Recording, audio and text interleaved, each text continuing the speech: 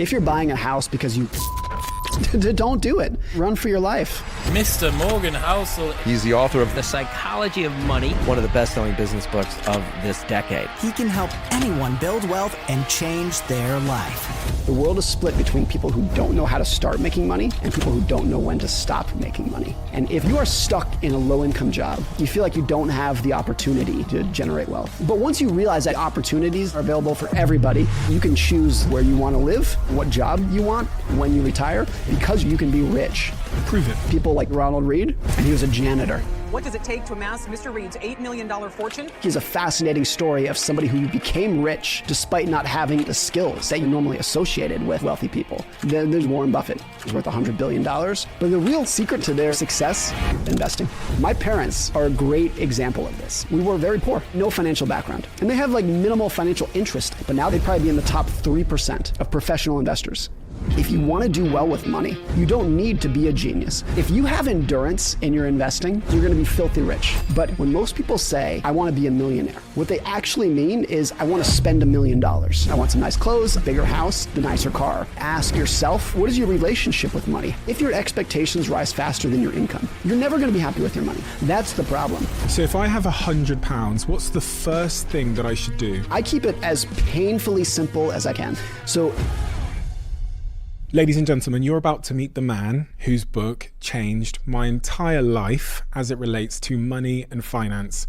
About 4 or 5 years ago, my brother, who's a investment banker, said, Steve, there's one book I need you to read about wealth, investing, and money and finance. And he passed me a book called The Psychology of Money. That book changed my fortunes.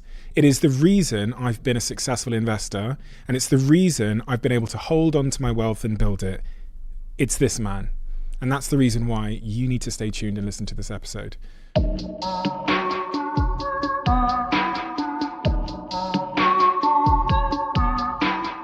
Morgan, you wrote what I would consider to be the greatest book on money and finance ever written. I say that because I remember when I came into money when I was 27, 28 years old, and my brother turned to me and said, there's one thing I ask of you. He said, you have to read this book called The Psychology of Money. It will stop you losing all of the money you've just earned from your career. And it changed my life. I've talked about it for years and years ever since. And that's why I was so keen to have this conversation with you, because I really believe if people choose to listen to this conversation, it stands the chance of changing theirs too. So let's begin. Why? Of all the things that you could do with your life, Morgan, why are you writing books about the subject matter that you explore? What is the reason? Well, first, that's a big statement. That's a lot to live up to. It's kind of scary to hear that, because I've often been, and this gets to the why, when I've just find it as selfish writing, where I write for an audience of one, and that is me. And I like to think of myself as a pretty selfless person, but for writing, I don't try to say, I'm going to write a book for this person or that audience. I write what I'm interested in, and I write it in a way that I think is interesting. Mm-hmm. And I try to solve my own problems. And then I take a leap of faith that if this is interesting to me and it's going to help me, maybe it'll help somebody else. That's very different from the traditional writing style of saying, know your audience. Know your audience very quickly turns into pander to your audience. And I think a lot of people, maybe they don't even know it, but if they read a book and they don't necessarily like it, it's because they were being pandered to. They were being spoken to in a way that a person would never speak to them in real life. So this is almost like my diary, I think, in terms of these are just topics that I found interesting for myself. And so I guess that's the why. I feel like I've really found myself in a career where I can just figure out my own problems and try to figure out what I think and what's interesting to me, and then kind of put it out to the world and then hope that other people will enjoy it. Let's start with The Psychology of Money. What is the benefit to my life if I understand the things that are written in The Psychology of Money? Well, let me start with, I think most finance books will, their answer to that question would be, when you're done with this book, you will know how to pick stocks better. You will know how to balance your checking account or what credit cards that you should use. For my book, I think when you're done with it, I hope that you will just look in the mirror and say, who am I? Which is kind of what I did with this, trying to figure out who I am and what I want and why I was insecure, why I wanted to show off to other people the car that I drove. So if you become more introspective about who you are and what you want out of life and what money can do for you and cannot do for you, and become a little bit more introspective about why you think about where you are in the social hierarchy and greed and fear and why you think about these things that you do. I honestly think that, I hope at least, because it was this way for me, that when you're done with the book, that's kind of when the learning begins. Because maybe this will just spark a bit of curiosity for you to then go for a walk and think about what you want out of life and whatnot. So I think most books, when you're done with the last page, the learning is done. This, I hope, is just spark something in you that will get you to think more clearly about what you want with money and what money can and cannot do for you. Part of that journey of understanding what you want helps you to define the word on the front of this book, wealth. What is your definition of wealth? Well, I made up these definitions in the book. So these are just my things that I made up. But I defined rich as you have enough money to buy what you want, to pay for your mortgage, to make your car payment, to go out to dinner with your friends. You have money in the bank. Wealth, I think, is very different. Wealth is money that you did not spend, and maybe you will not spend. So wealth is hidden.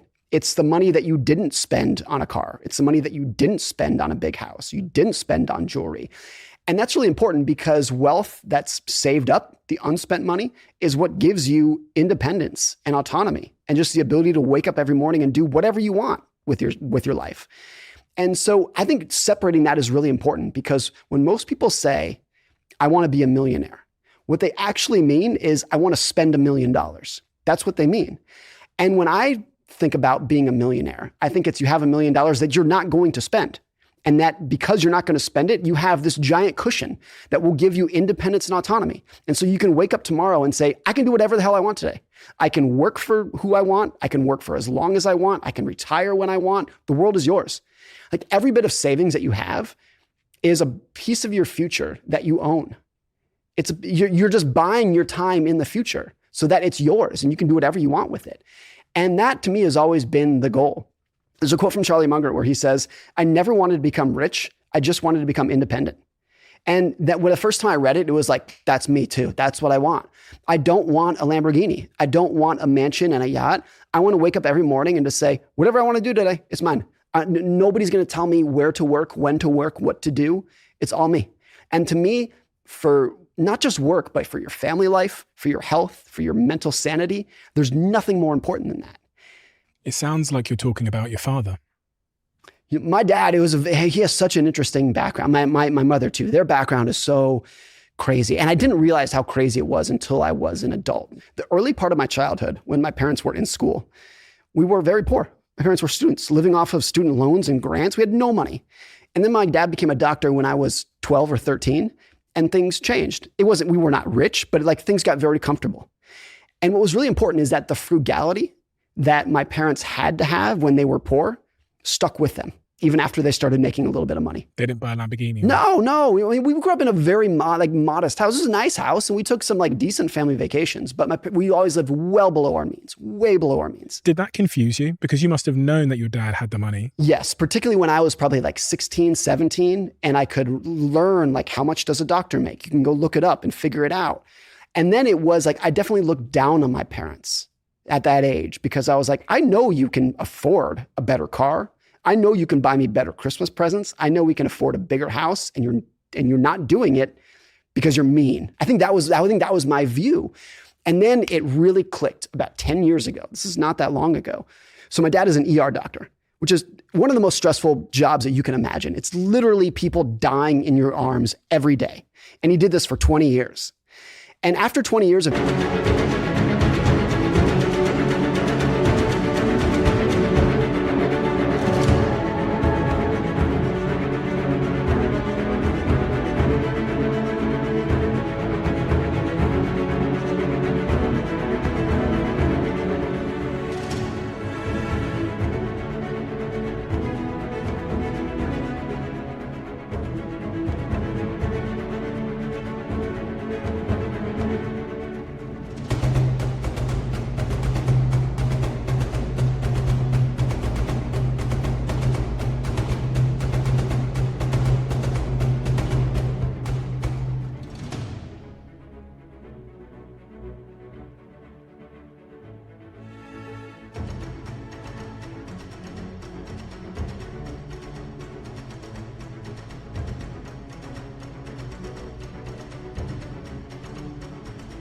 doing this, night shifts, children dying in your arms literally every week.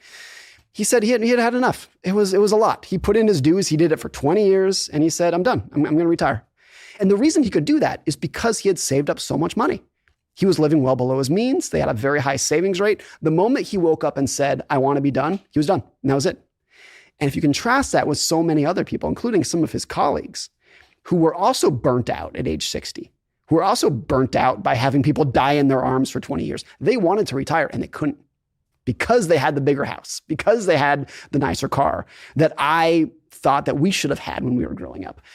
And when they quit and moved on to their next phase of life, they got so much happier. And so it was like, this was 10 years ago. I was in my late 20s at this point. I was like, now I get it.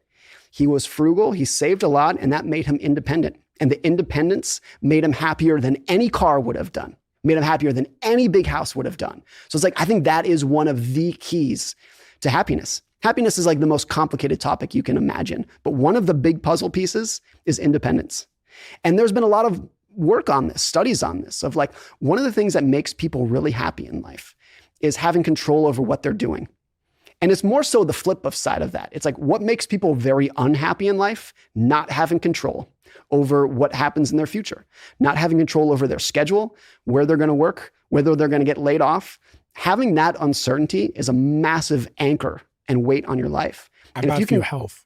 Absolutely. I mean, that was a big thing for my dad too. He was working night shifts for 20 years with this. It's very bad for your health. It's not great at all. So the financial ability to just wake up one day and say, I'm done with that, is huge. I was reading studies about this idea of autonomy because I was trying to figure out what you have to have professionally to love your work. And I came up with these 5 different points. One of them was autonomy and control. And I came up with that because I read studies where people who worked jobs where they had low autonomy and control had physiological consequences. They were more likely to get disease. They experienced stress significantly more likely to have cardiovascular problems and heart disease, which is the single biggest killer of people generally. And I thought, fucking hell, just not having control in your life makes your body shut down. Yes.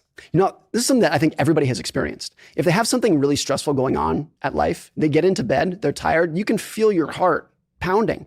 Like the physiological response of stress is huge. It's massive. And if you have that going on every day for 5 years, 10 years, 20 years, 30 years, forget about it. Forget about it. There's this great quote from John D. Rockefeller. He was the richest man in the world, and he lived till I think he was 99, something like that. Maybe he was 97. And his doctor talked about why, like his key to longevity. And the doctor said, quote, he never lets anything bother him. He spends plenty of time outside, and he leaves the table when he's still a little bit hungry. That was his key to longevity. It was just, and when you read his biography, you realize how true that was. No matter what was going on in his life and the most stressful business conditions you can imagine, none of it ever bothered him. He just had ice in his veins and he could just keep going. And so I do think that's definitely one of like the keys to physical health is lowering that amount of stress. And there are not many other things in life that are going to increase the stress that you have than not having control over what you're doing in life. Freedom. Chapter 7 of your book. This is the broadest lifestyle variable that makes people happy. Doing something you love, but on a schedule you can't control, starts to feel the same as doing something you hate. Psychologists call this reactance. That's right. I do think there are I think the best example are CEOs who might make $30 million a year, $50 million a year, but they have no control over their time. Every single second of their day is planned and demanded by somebody else. And they have to do things that they don't want to do. If they wake up and they're tired, too bad. You got to go to your meetings today. If they wake up and they're exhausted, too bad. You have to travel to China to close this deal. Mm-hmm. They have no control over their time.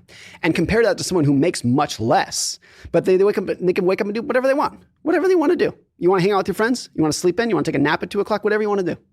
The person who I think really sticks out in that vein is Warren Buffett, who is the CEO who makes $1 zillion a year. He's worth $100 billion. But if you dig into how he structured his day, total control, 100% autonomy, can do whatever the hell he wants all day long. What he wants to do is get up and go to work. But he has delegated things so effectively that he can do whatever he wants. And that's not only the key to his, I think, business success, but his health, lifestyle success, and why he's 93 and still going as strong as ever. I was thinking about my calendar when you were talking about the CEO that makes $30 million a year, but is just dragged around by his schedule. It sounds a lot like me, to be honest. I feel like the more successful I've got in my professional career, the more my calendar, the minute I wake up in the morning, I'm just like a puppet master to these little boxes on my Google calendar. Yeah. They drag me around the world and there's very little. I actually said to my assistant about a month ago, I was like, Sophie, please can you do me a favor? Could you just put lunch in for 30 minutes because I'm not eating? Could you just put that in midday every day at the same time? So you can breathe. So I can have a little bit of a moment where I do nothing. And then also the other thing I've put in now, I have a personal trainer 7 days a week and I've just put that in my calendar. It was before then a residual beneficiary, as was everything for me. Well, not for me because my work is for me, but it got the time that was left over when all my priorities were done. And I do reflect on that and go like, when does that stop? Because it's clearly not going to stop when I make money because I have the money. And B, how much control do I actually have? And you know what I do sometimes? I think I've noticed this about myself. I think sometimes I cancel things just to prove to myself that I still have control. See, that's great. See, that's a good thing. There's a quote from Nassim Taleb where he says, like, you are wealthy when the money that you deny tastes better than the money you accept. So someone comes to you with a business deal and you say, no, thanks, I don't want it. When that tastes better to you than accepting the deal, it feels better to you. That's like one definition of rich. There's another great quote from Taleb where he says, the world is split evenly between people who don't know how to start making money and people who don't know when to stop making money. And I think there are a lot of people that are watching this, that are in kind of our field, who are easily in the latter. They have all the money that they could ever want to spend, or maybe not that much, but they have more money than they ever thought they would have. But for every goal that they hit, whenever my net worth is X, all my problems are going to go away. Everything's going to feel great. And then they hit X and they just keep moving the goalposts down and down. So I write in the book that like the hardest financial skill is getting the goalpost to stop moving. It's the hardest thing in the world. It's hard for everybody because virtually everybody thinks if my net worth or my income was this level, I'll be fine. I'll feel great. No more problems. I'll wake up every morning with a smile on my face. And then if you're lucky enough or you work hard enough to get there, you realize that's not the case at all. You're just going to keep pushing it forever. Have they done studies to test that in terms of analyzing whether people's goalposts move off into the future, even when they're like billionaires and whatever? I mean, here's the broadest way that I would frame this up that has been studied. If you look at America today, the average household, adjusted for inflation, is making twice as much money than they were in the 1950s. Adjusted for inflation, the average household double the income that they were back then. And we're less happy. The statistics that try to measure happiness over time, it's not an easy thing to do, but we're less happy today than we were back then.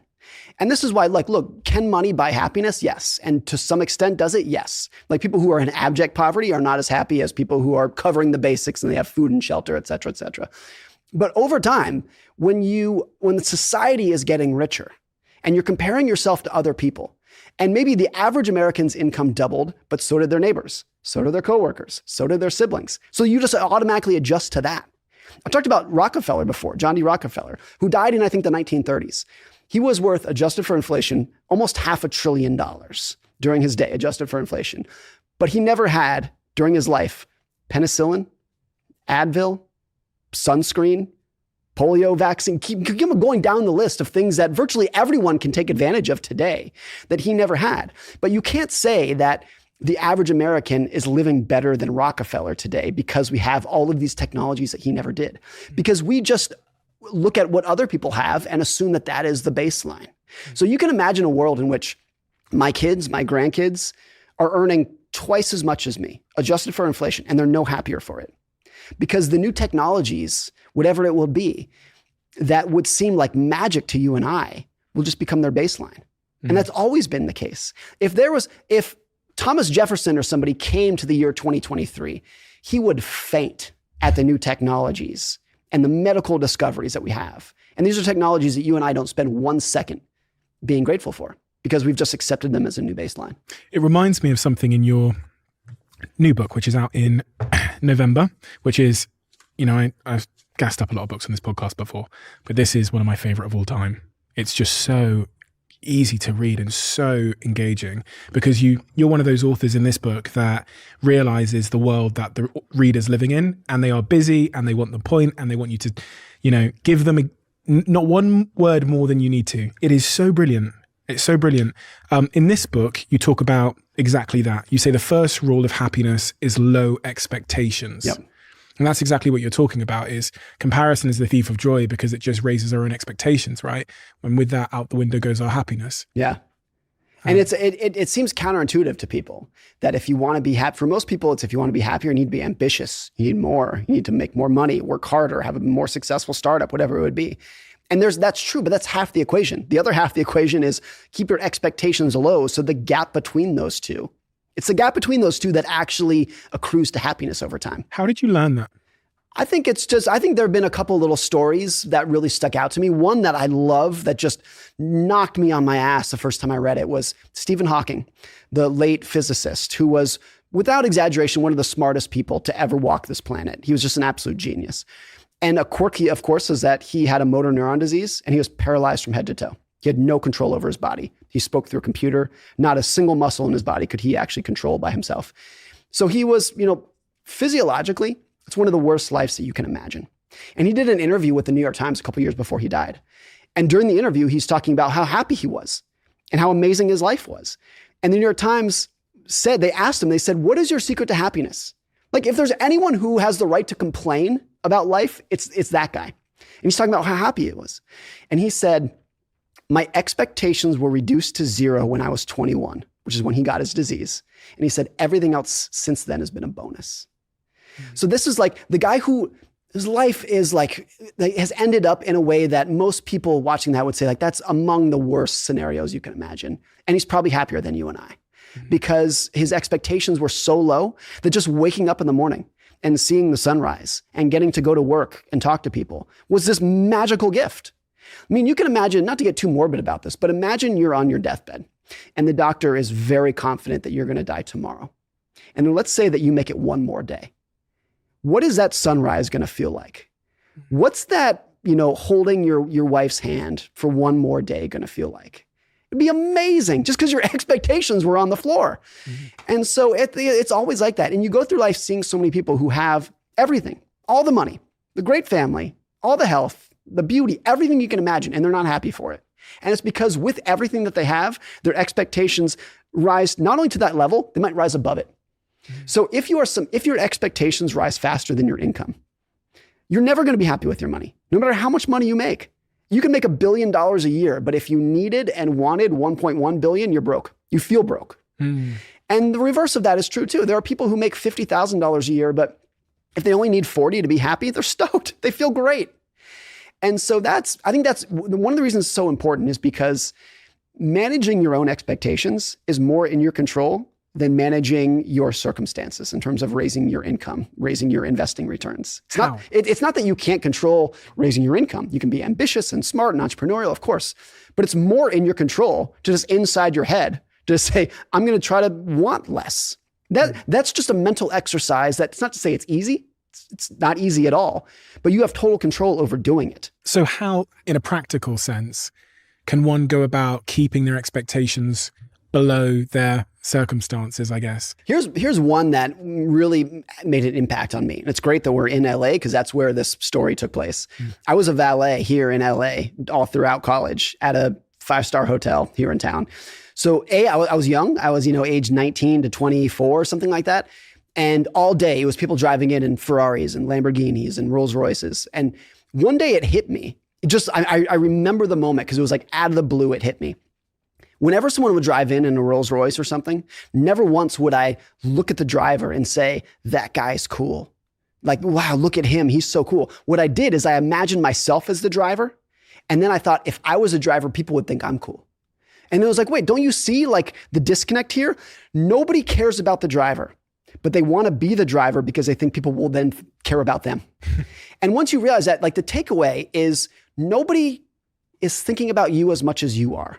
Nobody cares about your stuff as much as you do. Nobody cares about your car or your house or your clothes or your jewelry as much as you do.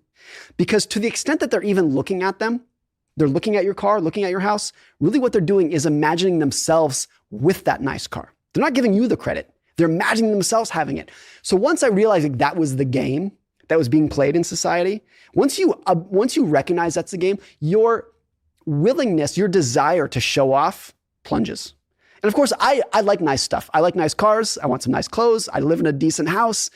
But once you realize that, it plunges. And I think the most valuable financial skill that anybody can have is not needing to impress other people. If you don't need to impress other people, that is an asset on your balance sheet that is worth $1 billion. Because so much of society as a whole and an individual is just geared towards how can I get other people's attention? How can I show off to other people? How can they like me more? I both agree and understand, but agreeing and understanding is different from being able to do. I think at the society level, it will never be. It'll always be like that. Same as ever. It's never going to move away from that. If you can manage it around the edges at the individual level, it's massive for your life. One thing that's important here is that if you are a young person and you're kind of looking for a spouse, a mate, a boyfriend, a girlfriend, a wife, a husband, whatever it would be, then your ability to look really nice and to signal and to kind of put up your peacock feathers is important. And I get it. And I did it back in the day. Once you are more settled down in your career, in your relationships, if at that point you are still hanging on to the desire to impress other people, that's when it's broken. That's when it's just pure net loss in your life. Because you're trying to show off for people who you don't even need or want to love you. There's a great quote from Warren Buffett where he says, the definition of success is when the people who you want to love you do love you. And so for me, it's like 5 people. It's like my parents, my wife, and my kids. And like, that's it. That's it. Those are the people who I want to love me. And if they love me, I probably have 90% of the happiness that I'm capable of. And if they don't love me, then I'm never going to have more than like 10% of the happiness that I'm capable of. In that chapter about happiness, you talk about your friend Brent as well in his theory on marriage. My friend Brent Beshore has this great theory on marriage where he says, marriage only works if both partners want to serve the other partner and expect nothing in return. So you wake up every morning and you say, I want to serve my spouse, but I expect nothing in return from them. And if you both do that simultaneously, you're both pleasantly surprised. Because what happens is, I didn't expect you to do anything for me, but you did. And vice versa. And both of you just wake up every morning and you're like, well, you did that for me. You helped me out here. You're empathetic to me there. And it feels great. You exceeded my expectations. Exceeded my expectations. And I think what breaks down any marriage or career or whatever it would be is when you become needy. Like nothing breaks love more than being needy. And really what needy is just your expectations are so high that you wake up and you say, I expect you to do this for me. I expect you to help me. I expect you to serve me. That's just like massively high expectations that you have in that relationship. It's also like expecting an external factor, in that case, your partner, to validate you in some way and that kind of goes back to your point about money, where in order to stop showing off and focusing on those 5 people that we want to love ourselves, we need to understand and ideally solve our often toxic relationship with like our need for validation. And that, I guess, brings me to the first chapter in your book where you talk about the stories of money that we have and where they've come from. And something that's always baffled me is when you go into low income areas, there's more gambling shops. Yeah. And I can attest to it. When I was 18, 19 years old and I'm shoplifting pizzas to feed myself and I'm doing all sorts of stuff. When I got my student loan in, I was in university for one day and they gave me like the first payment of my student loan. And I don't think I've ever said this before. I put the entirety of the payment on a bet, and I lost it in injury time of that football match. I don't bet. And did you need that money for tuition? Like it was then gone. I needed it to eat. Yeah. No, I wasn't speaking. I had no money. I didn't come from money. My parents, I'd gone to university with 50 quid, and I got this like £1,000 sent to me from student loan, whatever. I was so reckless with money when I didn't have money. Yeah. The minute I got money, it's like everything just chilled the fuck out, and I became really long-term, patient. I made really responsible decisions. I stopped buying flashy things. I don't even own a TV now. I'm very similar. I feel like the more money I have, the less my material desires are. For sure. And when I say that out loud, I'm like, oh, absolutely. Why is that when we have less, we are reckless with our money? Well, I think there's 2 sides to this. One of my theories is that what everyone wants in the world is respect and admiration from other people. And there's kind of 2 ways to get that. You can get your respect and admiration through your wisdom, through your love, through your humor. Or if you don't have that to offer to the world, you're going to get it through your material possessions. So if you can gain respect and admiration through your business success, your wisdom, your love, your friendship, great, then you're going to get it and you're going to fulfill that bucket. If you can't get it from those things, then you're like, well, might as well show off my car. It's all I got to do. That's all I have. I think that's one side of it. So as you become more successful, your desire to show off diminishes because you're gaining respect and admiration through other things that are not material. The other side of this that's so important is that, I saw this statistic years ago that the poorest 10% of Americans buy like 80% of the lottery tickets in America. And these are people who can like barely feed themselves. The lowest 10%, they're literally struggling to put a roof over their head and feed themselves, are going out hand over fist buying scratcher tickets. And the knee-jerk reaction when you hear that is, morons? What are you doing, you idiot? And maybe that is the right reaction, but I started thinking about it and it was like, okay, maybe if you try to put yourself in those people's shoes, maybe they would say something like this. If you are stuck in a low-income job and you feel like there's no way out, you feel like you don't have the opportunity to work your way up the ladder, become an entrepreneur, you feel like you're stuck in this position, buying a lottery ticket might be the only thing in life that gives you a little bit of hope. It might be what feels like literally your only ticket to get out. And that might be not something that you and I feel like because we at least feel like we might have other opportunities. You're so right, because when I gambled, what I then did the same day before the result of my bet or my lottery ticket came in, and I said this to my team the other day, is I would go on Rightmove and like Auto Trader and look at stuff that I would buy if I won. Yeah. Yeah. I think there's a sense too that if you are stuck in a lower spot in life, if you have a feeling that the world is unfair, and very often it is, so maybe that might be the right mindset. But if you feel the world is unfair, then it's very natural to think, I might as well cheat too. If the world's unfair, why not? Might as well cheat. And I think that, at least at some level, has some explanation for the relationship between poverty and crime. That word hope is so true. I think it's true too. It gives you just a glimpse of hope because it gives you, even if it's a 0.00001% chance. If it's the only thing in your day that made you smile a little bit, made you feel like you had a little bit of hope, and then I get why they do it. Yeah. The other thing that I think a lot about here is that if you are in a low income job and you're working graveyard shifts and you're exhausted and you're taking 3 buses to get your kids to school, if the only thing that day that gives you a little bit of pleasure is a cigarette and some alcohol, I get it. I totally get it. And that's also the relationship between health and poverty is a lot of that too. So it's very easy for people who are of higher means to look down at those people and point out all the bad decisions that they're doing in life. But I think you underestimate how much that desire to just have a little bit of hope, a little bit of pleasure. And if those feel like your only avenues for hope and pleasure, maybe that's the explanation for at least part of it. Quick one. This is really, really fascinating to me. On the back end of our YouTube channel, it says that 69.9% of you that watch this channel frequently over the lifetime of this channel haven't yet hit the subscribe button. I just wanted to ask you a favor. It helps this channel so much if you choose to just subscribe. Helps us scale the guests, helps us scale the production, and it makes this show bigger. So if I could ask you for one favor, if you've watched this show before and you've enjoyed it and you like this episode that you're currently watching, could you please hit the subscribe button? Thank you so much, and I will repay that gesture by making sure that everything we do here gets better and better and better and better. That is a promise I'm willing to make you. Do we have a deal? Let's speak then to 18-year-old Steve that was in that little room with the stack of these, what they call county court judgments and bailiffs and stuff, stack of letters on his desk. What advice, based on all you know about money and finance, can you give to somebody who is maybe, making $1,000, $1,000, $2,000 a month, covers their rent just about, doesn't have a lot of money left over? What is the best way to go from that position to a position of wealth, in your view? I think one of the best ways to think about it at the lower levels, and I explained a little bit of this earlier, but to dig into it, is a lot of what's probably giving you stress in life is that you don't have control over what you're doing. And if you view every dollar of savings that you have as a bit of your future that you own and control, then I think that mindset can shift pretty dramatically. And it's like, that's the ticket out. The ticket out is not a nicer car. It's not a bigger house. It's not better clothes. The ticket out is independence. That's what's going to give you the better career. It's what's going to make you happier. It's what's going to make you healthier. And the only thing that's going to give you independence is having enough money saved up so that you can choose where you want to live, maybe even what job you want. You can choose at some point down the road when you retire. If you get sick, it's not just going to break you immediately. Having that independence is going to take more weight off your shoulders than anything else you can do in life. Save money. That's it. That's the title of that chapter in the book is Save Money, because you can't put it any clearer or starker. Like that's it. He says there are 3 types of people: those who save, those who don't think they can save, and those who don't think they need to save. Yep.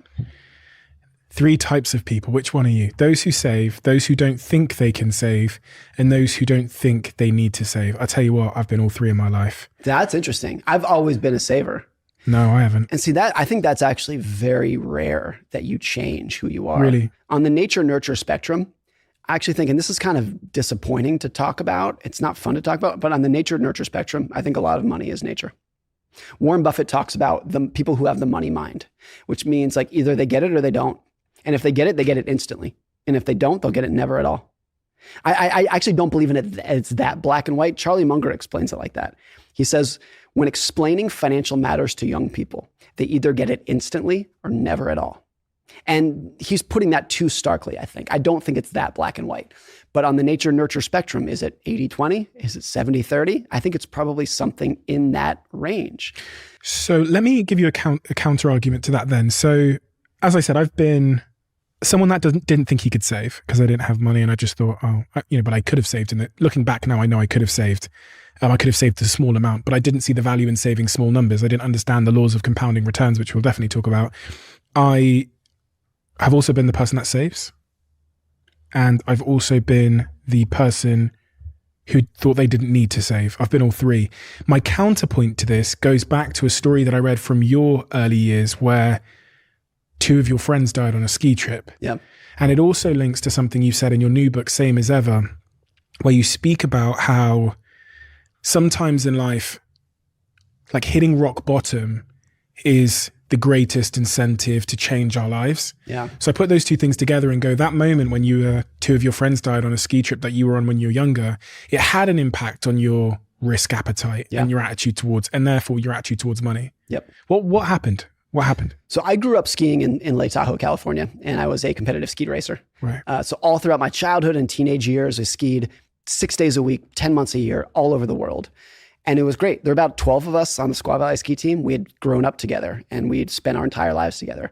And when I was 17, this is in 2001, I was skiing with my two of my best friends, Brendan Allen and Brian Richmond. And we would ski out of bounds, which is illegal. You're not supposed to do it. We would duck under the rope that says do not cross, and we'd ski out of bounds because that's where a lot of the good skiing is. And when we would do this, it would spit us out on this backcountry road where we'd have to hitchhike back. There's no chairlift when you ski out of bounds. You have to hitchhike your way back. So we did it one morning in February 2001. The three of us did it. And when we did it, we triggered a very small avalanche. And I remembered it so clearly. Like I can still feel it 22 years later. I can still feel what it's like. It's the weirdest sensation that I've had in my life, because when you get hit by an avalanche, rather than pushing on the snow to gain traction with your skis, the ground is pushing you. So all of a sudden, you're skiing along and you got control, and all of a sudden, boom, you have no control anymore. The ground is pushing you around. Probably similar to what it feels like if you're standing on the ground during an earthquake. Like the ground's pushing you. But it was a pretty small avalanche, maybe came up to our knees, ended pretty quickly. And we kind of like literally high-fived about it at the bottom and went about our day. We get back around to the base lodge. We hitchhiked back. And Brendan and Brian said they wanted to do it again. They wanted to ski again. And I said, hey, for whatever reason, I just didn't want to do it. So I said, hey, rather than hitchhiking back, why don't you guys go do it again? And I'll drive my truck around and pick you up. So we said, great. We made our plans, went our separate ways. They went skiing. I went back around to take my boots off and jump in my truck and go pick them up. 20, 30 minutes later, I go to pick them up at the pickup spot and they weren't there. And I knew it only took us a minute to ski down the hill. So 20 minutes later, I knew like they weren't coming. I was not worried. I figured that they had already hitchhiked home. But so after waiting for another 20 or 30 minutes, I just left and went back to the lodge. I expected them to be there and they weren't. And I still didn't really worry. Like we didn't have cell phones back then and people were just comfortable being out of touch. If you didn't know where your buddy was, like it wasn't that big a deal. So we went about the day. I started worrying a little bit. I remember I stopped at Brendan's house, expected him to be there, and he wasn't there either. And I remember calling and leaving a message on his voicemail. And I remember ending the voicemail by saying, I hope you're okay, man. Those are my last words. I remember that very clearly. The day went on, and I think at about 4 or 5 o'clock, Brian's mom called me. And she said, Brian never showed up for work today. Do you know where he is? And I told her what happened. I said, we skied the backside of Squaw, where we'd hitchhike back. I was going to pick them up, but they never showed up, and I haven't seen them since. And I also remember so clearly Brian's mom saying, oh my God, and hanging up the phone. And that was so then we started getting worried. We called the police. The police didn't take it very seriously because they thought, they're out at a party. They ran off with a girl for the night. Like they weren't worried. But we finally got search and rescue involved. And rescuers with probe poles found Brendan and Brian buried under 6 feet of snow. And they'd been killed from a massive avalanche. And so, look, I think virtually everyone listening to this, I'm sure you too, have lost somebody close to you, somebody that you love. So I know the experience was not unique in that way. But it was the first time that I had experienced loss. And it was the first bad thing that had ever happened to me in my life. So it had a big impact on me. And there were a lot of takeaways. I think at the time, I didn't have the cognitive tools to piece together what happened or to learn about what happened, like have any sort of takeaways. But as I got older and thought about it and looking back, I put together all these like realizations of what that did to me, how it changed me, and what were some of the lessons from it too. One that I talk about in the book that I think about all the time is my decision to not go with them on a second run was this completely brainless decision. I put no thought into that decision. It was not a cost-benefit analysis. I didn't think through it, but it's the most important decision I've ever made in my life. 100% chance if I was with them, I would have died. And I had skied literally thousands of runs with Brendan and Brian. How many times did I deny a second run with them or say, you guys keep going, I'm going to go in? Almost never. The one time I did, it saved my entire life. And so that you really realize that the world hangs by a thread. Everybody thinks like, oh, you're going to put a lot of thought into your big decisions to make sure that you're successful in life, where you go to college, what your career is going to be, who you marry. That's all great. But the world hangs by a thread, and there are tiny little know-nothing decisions, maybe that you made today, of maybe it was when to cross the street, maybe it was when to leave to get in your car, that can utterly change the course of your life.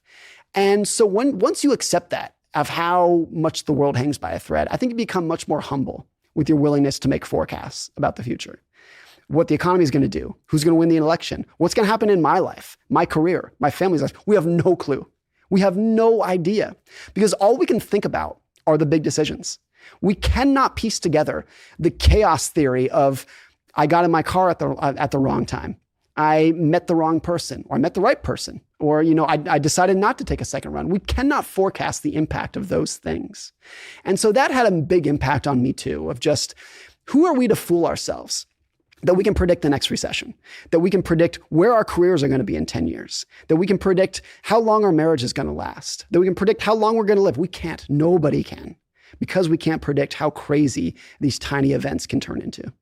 And this comes right back to investing, doesn't it? Because most people that consider themselves to be investors, whether that's just putting a couple of quid into crypto or something else, engage in that idea that they can predict the future. Yeah. And this is where it appears that most money is lost. I mean, think about the biggest risks to the US economy over the last 2 generations. COVID? I mean, that's one of them. The others would be Pearl Harbor, 9/11, COVID, and maybe Lehman Brothers couldn't find a buyer in 2008, which sparked the financial crisis of 2008. Those are the biggest risks by far. Mm-hmm. And the common denominator of every one of those stories is that nobody saw them coming. They were not in any newspaper before they happened. They were not in any economic outlook. Nobody was going on TV warning you that this was coming. The common denominator of those is that they did all of their damage in 2 seconds. And that would be the case going forward. You can guarantee that the biggest news story and the biggest risk over the next year or the next 10 years of our life, whatever it is something that nobody's talking about today, that you and I can't even fathom. Because it's always been like that. There's never been a time when the biggest news story was foreseeable. And it'll be like that going forward. So that's another just like embracing how fragile the world is. There's a great quote from a financial advisor who I really admire named Carl Richards. And he says, risk is what's left over when you think you've thought of everything. You can go out of your way to think about all of the risks that are in your life and great. And how you're going to prevent them. Great. That's a good thing to do. When you're done with that exercise, what's left over that you're not thinking about is what risk actually is. It's by definition, we can never plan or even imagine what the biggest risks in our life are going to be. You say that in Same as Ever. You say, I think that the chapter title is Risk is the Things You Can't See or something along. Risk is what you don't see. Yep. Risk is what you don't see.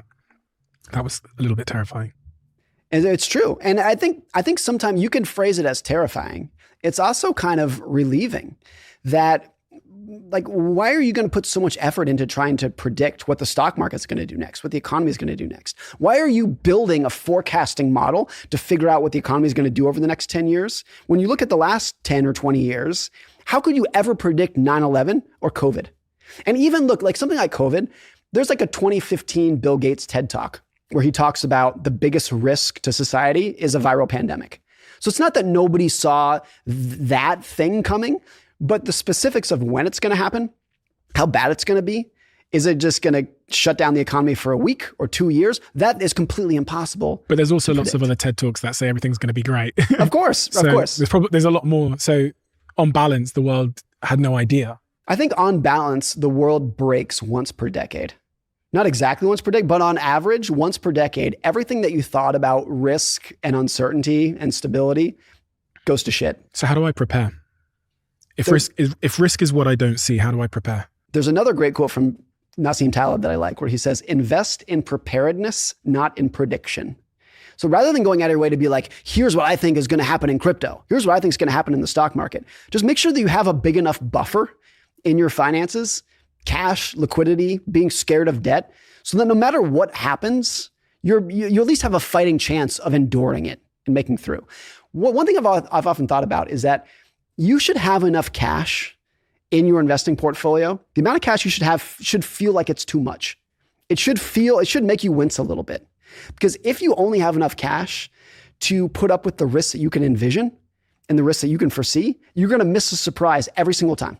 Every single surprise is going to be a surprise to you. But if you feel like you have too much cash, then at least you have a fighting chance of putting up with the 9/11, the COVID, the Pearl Harbor, whatever it might be. So when people look at my asset allocation, my investments, a lot of people look at it and say, you seem really conservative. Why do you have this much cash? What are you saving for? And my answer is always, I don't know. I have no idea what I'm saving for. Who are we to assume that we can predict the risks that are going to be in our own personal lives and throughout the broader world? Nobody can do it. The only way to prepare for it is to have what feels like too much safety. What is your capital allocation strategy? How do you invest your money? This is the thing people want to know most about you. I keep it as painfully simple as I possibly can. So literally my entire net worth is cash, a house, and index funds, and some shares of Markel where I'm on the board of directors. And that's it. There's nothing else. I can summarize everything so easily and so cleanly. And truly, that's it. And it's not even like I have 20 bank accounts. I have one bank account, one brokerage account, and a house, and that's it. So simple. Why index funds? You're the reason your capital allocation strategy is almost identical to mine. I want to talk about the house thing as well. But after reading your book, I stopped trying to pick stocks. Yeah. And I invested all of my available capital into index funds outside of investing it in starting companies. So I'm a shareholder in, 50, 60, 70 companies. All my other available capital is invested in index funds. And then I have a very long-standing large position in Ethereum, which I've held for like 6 years or something. Yeah. Now, which has done me very well. Yeah. That is it. And the Ethereum investment is also based on the fact that I run a software business that is in blockchain. And I could see that developers are building on top of Ethereum more than any other blockchain. So that insight was really beneficial to me. And 6 years, so even with the big fall over the last 2 years, you're still up a lot. Yeah, I think your book taught me that successful investing is when you lose the password to your investment account. Yes, that's exactly it. I don't actually think you said that in there, but that's like, when I lose the password to my investment account, I'm so proud of myself. Yeah. Because it means I haven't checked it in forever. And so it was funny because you were coming today. I thought, oh yeah, well, I have all this money in these index funds. I'll check it. And I thought, fuck, I don't know the password. Good. That's why you're going to do okay. I'm so the reason proud of I do this, what's important is that I am not one of the people who says nobody can beat the market, so therefore use index funds. That's not what I believe. I think it's extremely hard to beat the market, and very few people will do it. But I think there are really smart people who can do it, and people who I know who I could invest with. The reason I don't is not because I don't believe it can be done. It's because the variable that I want to maximize for in my investments is endurance. If I can just earn average returns for an above average period of time, it's going to lead to an amount of success that will literally put you in the top 5% of investors. My parents are a great example of this. My parents are smart people, but they have no financial background. And they have like minimal financial interest, I would say. But they have dollar cost average into index funds for going on 40 years now. And literally, if you look at the returns, they've never sold anything ever. And literally, if you look at the returns, they'd probably be in the top 3% of professional investors. For anyone that doesn't know, what is dollar cost averaging and what is an index fund? Dollar cost averaging means you buy the same dollar amount of investments every single month, come hell or high water. Doesn't matter what the stock market's doing, recession, boom, bust. You say, I'm going to put $100 or whatever it is in the stock market on the first of every month. Now, most people who have a 401k at work are doing this whether they know it or not. They have $100 or whatever removed from every paycheck, and it goes into the funds that they own, and they don't have to do anything. Whether you know it or not, you're actually doing it. The contrast to that would say, I'm going to buy and sell based off of how I feel in the stock market. I wake up, I watch CNBC, I decided to sell, and I'm going to put it back in when I feel better about the market. It's the contrast to that. An index fund is just a single fund that owns hundreds or thousands of stocks within it. And if it's diverse enough, if it's big enough, really what you're doing is you're owning a slice of the global economy, which is how I think about it. It's thousands of individual stocks in there, Tesla, Apple, whatever it be. But really what you're doing is you're owning a slice of capitalism. If I was your son and I said, Dad, prove to me that that's a better long-term wealth creation strategy than buying crypto or buying companies that I use or like, how would you explain that to your kid? Your ability to do well over the next 1 year or 5 years is going to have no role whatsoever on your lifetime ability to generate wealth. All that's going to matter is not what are the best returns you can earn. All that matters is what are the returns that you can sustain for the longest period of time. All that matters is your endurance. It doesn't matter if you can double your money this year or even double your money again the next year. All that matters is, can you stick and keep it going for 50 years? That's where compounding comes from. Prove it. Because the formula for compounding is returns to the power of time. That's not quite it, but more or less that's it. So in that equation, if you understand the math, all of the heavy lifting comes from the exponent. Prove it. Because that's how exponential growth works. That's how it works. It's literally exponential. Give me a case study where someone has followed that strategy and done well. Okay, here's one way to explain it that I use in the book. 99% of Warren Buffett's net worth was accumulated after his 60th birthday. After he turned 60 years old, 99% of his wealth has been accumulated after that period. Because the longer you hold that for, the crazier the numbers get. When he was 60, I think he was worth about $3 billion. A lot of money. He's a multi-billionaire. But now that he's 90, he's worth over $100 billion. And he's given $100 billion away to charity. So if he didn't do that, he'd go from $3 billion to $200 billion since he's been 60. Because the numbers just get crazier at that point. He's worth $100 billion. So if his net worth goes up 10% in 1 year, he makes $10 billion, which is 3 times that he was worth when he was 60. So that's when you look at somebody like Buffett, is he a great investor? Is he a great stock picker? Of course. But the real secret to his success is that he's been a good investor for 80 years. And if he had retired at age 60 or at age 50, nobody would have ever heard of him. He would have been like one of the other multi-billionaires who lives in Florida and plays golf and you've never heard of him. The reason he's a household name is because he's been doing this nonstop since he's been 11 years old, and he's never stopped. It's just the endurance that's made him so wealthy, not necessarily the annual returns. Patience. It's a difficult thing. It also reminds me of the story that you talk about in the introduction of your book about the janitor, Ronald James Reed. Yeah. Who, when he died in 2014, age 92, had a net worth of over 8 million. And he was a janitor. How did he do that? He took what very little money he could save from his job as a janitor, mopping floors at the gas station. He put it in stocks and he left it alone for 70 years. And that's it. That's all you need. That's all you need to do. If you have endurance in your investing and you can keep it going for years or decades, you don't need to be a genius stock picker. And not only do you not need to do it, if you have endurance, you're going to beat literally 97 or 99% of the genius stock pickers. And what's so interesting about it is picking the right stocks is hard. It's supposed to be hard. There's no world in which everybody who tries to beat the market is going to do it. Of course it's hard. Just like being an NBA player is hard. But having endurance is largely in your control. It's so much easier to just be patient than it is to pick the right stocks every single day. And I think some people nature nurture, some people like probably Ronald Reed and my parents just understand it naturally. It's not hard for them to be patient. But there are professional investors who work 80 hours a week for 30 years to try to beat the market, and they can't do it. Not only some, that explains most of them. And even the ones who can do it are maybe going to beat the market by 0.5% per year, 1% per year. But if you can have endurance, That's a bigger benefit than you can have by even being like a very successful stock picker. Like somebody who outperforms the market by 1 percentage point per year, and they can do that for 10 years. That's amazing. That's like Mount Rushmore investor. But somebody who earns average returns and does it for 20 years is going to have way more money. You do it for 30 years, you're going to be filthy rich. You'd be like Ronald Reed, you can be a janitor who leaves $8 million to charity when you die. But so in the case of Ronald Reed, do you not look at him a little bit and go, listen, bro, if you had $8 or $9 million in the bank, you should have been living it up. See, this is one I do kind of regret that in the book that I didn't say it explicitly, but I kind of make him out to be a role model. And I don't think that's the case. He's not my role model. I think he's a fascinating story of somebody who became rich despite not having any of the pedigree or any of the skills that you are normally associated with wealthy people. But you're right that he lived in a squalid housing and he worked as a janitor. That's not my goal. So I want to live a nice life. I want to be independent. But he's the most extreme example that you can come up with. And I wish I had stated that more clearly in the book. A lot of people have this conversation around pensions. And in the UK, we can pay money from our salary into our pension. But I think a lot of people think, gosh, when I'm 60, when I'm 65, I want to be rich. I want to be rich when I'm 25. Yeah. And I can go to Vegas and, ball out and buy nice things and have great experiences, not when I'm 65. Yeah.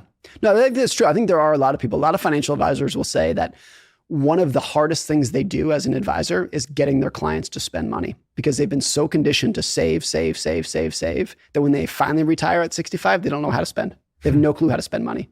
There's a great author, I think you've had him on your show, Ramit Sethi, who talks about this a lot. Like how you need to learn how to live a rich life and figure out what that is for you. For some people, like for me, it's just like my happy state is like sitting on the couch in sweatpants, reading a book, going for a walk with my wife. That's my rich life that I love doing. And to do that, I need to be independent and autonomous. So I can do that all day long. I can do that on a Wednesday afternoon. Ramit talks a lot about like maybe your rich life. I think for him, it's flying first class and wearing nice clothes. And he talks about like, he drives, I think like a beat up Honda, but he flies first class and he dresses very nicely. So you just have to figure out what is the little thing that's going to make you happy. And I think a lot of people's problem is that society tells you what you're supposed to do to be happy. You're supposed to have a nice car. You're supposed to have a big house. You're supposed to wear nice clothes. That's what society tells you to do. And for some people, that might be the case. For other people like me, I think it's not. That would not ever make me happy. What does make me happy is independence. So I can just do these little quirky things that I like to do. So I think you just have to figure out the little things that make you happy rather than just being forced by society into what they want you to do. Knowing when enough is enough. This was one of the most interesting things that I think really rang true to me was, how do I know in my life when enough is enough? I've definitely been a victim to that external narrative that I need to have these things in my life to be a happy person. But how does one go about knowing when enough is enough? I think back to the story of my father, he just woke up one day and it was obvious that he had been doing what he did for long enough, and he had felt like he had enough and whatnot, and he broke away from it. I think for a lot of people, it's just, one thing that's important about the concept of having enough and independence is that when most people, even if they are independent, they wake up every morning, what they want to do is go to work. One of the big problems with the FIRE movement, the financial independence, retire early movement, where people are like, they're going to be a super saver and then retire at age 31, whatever it be.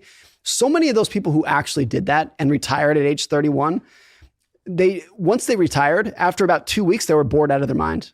And if they did it for 6 months, they were clinically depressed. Because for most people, you want to be productive. You want to keep doing it. So having enough doesn't necessarily mean that you're going to stop working. It just means you're going to keep doing only the work that you want to do. There's a really interesting question that Patrick O'Shaughnessy asks a lot of people in his office. He says, if you won $1 billion in the lottery, but you had to stay at this job, you're a billionaire, but you can't quit. What at this company would you want to do? And what would you get rid of? And virtually everyone has an answer for that question. They say, oh, if I didn't need the money, but I have to stay, I would love to work on this project. I love working on this thing. This, that, and the other is all bullshit to me. So like in any job, there's going to be something that you want to do. There's going to be some project, there's going to be some position, or maybe it's like being an artist, whatever it would be. It's not that you stop working.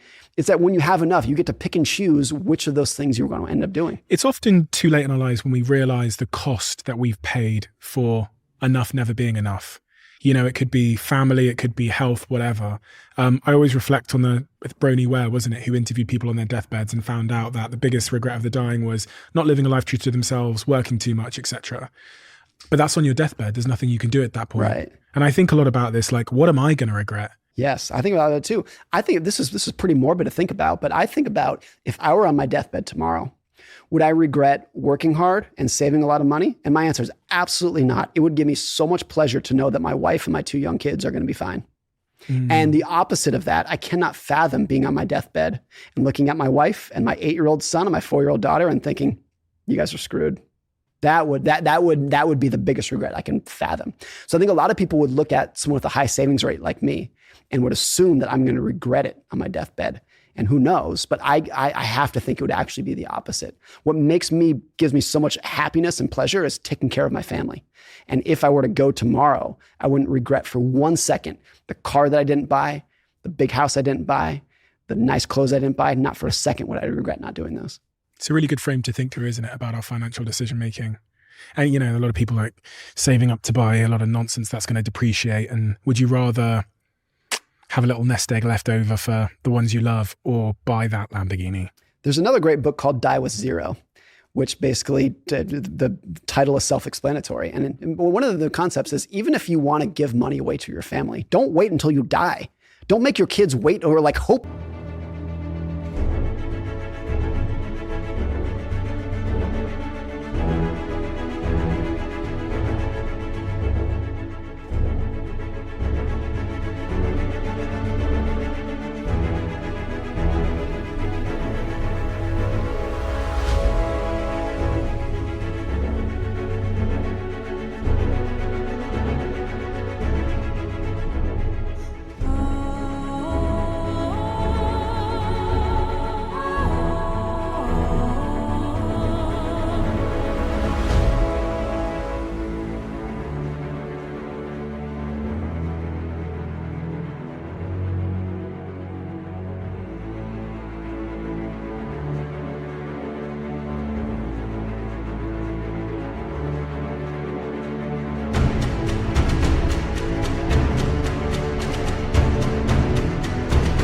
You're going to die so they can get their inheritance.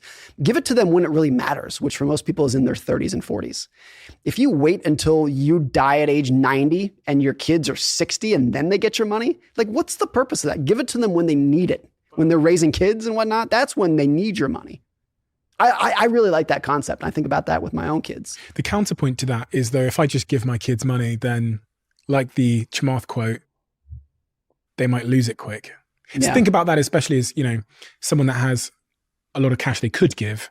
I think about this because at some point I'm going to have kids and they're going to, Daddy, I want to do a driving lesson, or they're going to be 18 and go off to university or whatever. God, I hope they don't go to university.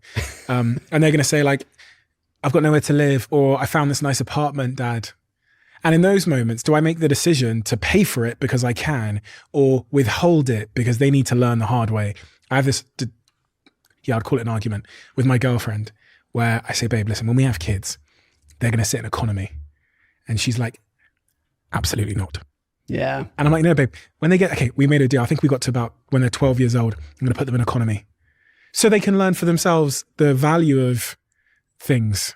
See, we made this mistake. I don't think I've ever talked about this, but it was about a year ago. We flew, my son, who was me, I guess he was 7 at the time. We flew first class and we explained to him that this was not normal. This was not going to be the way it is.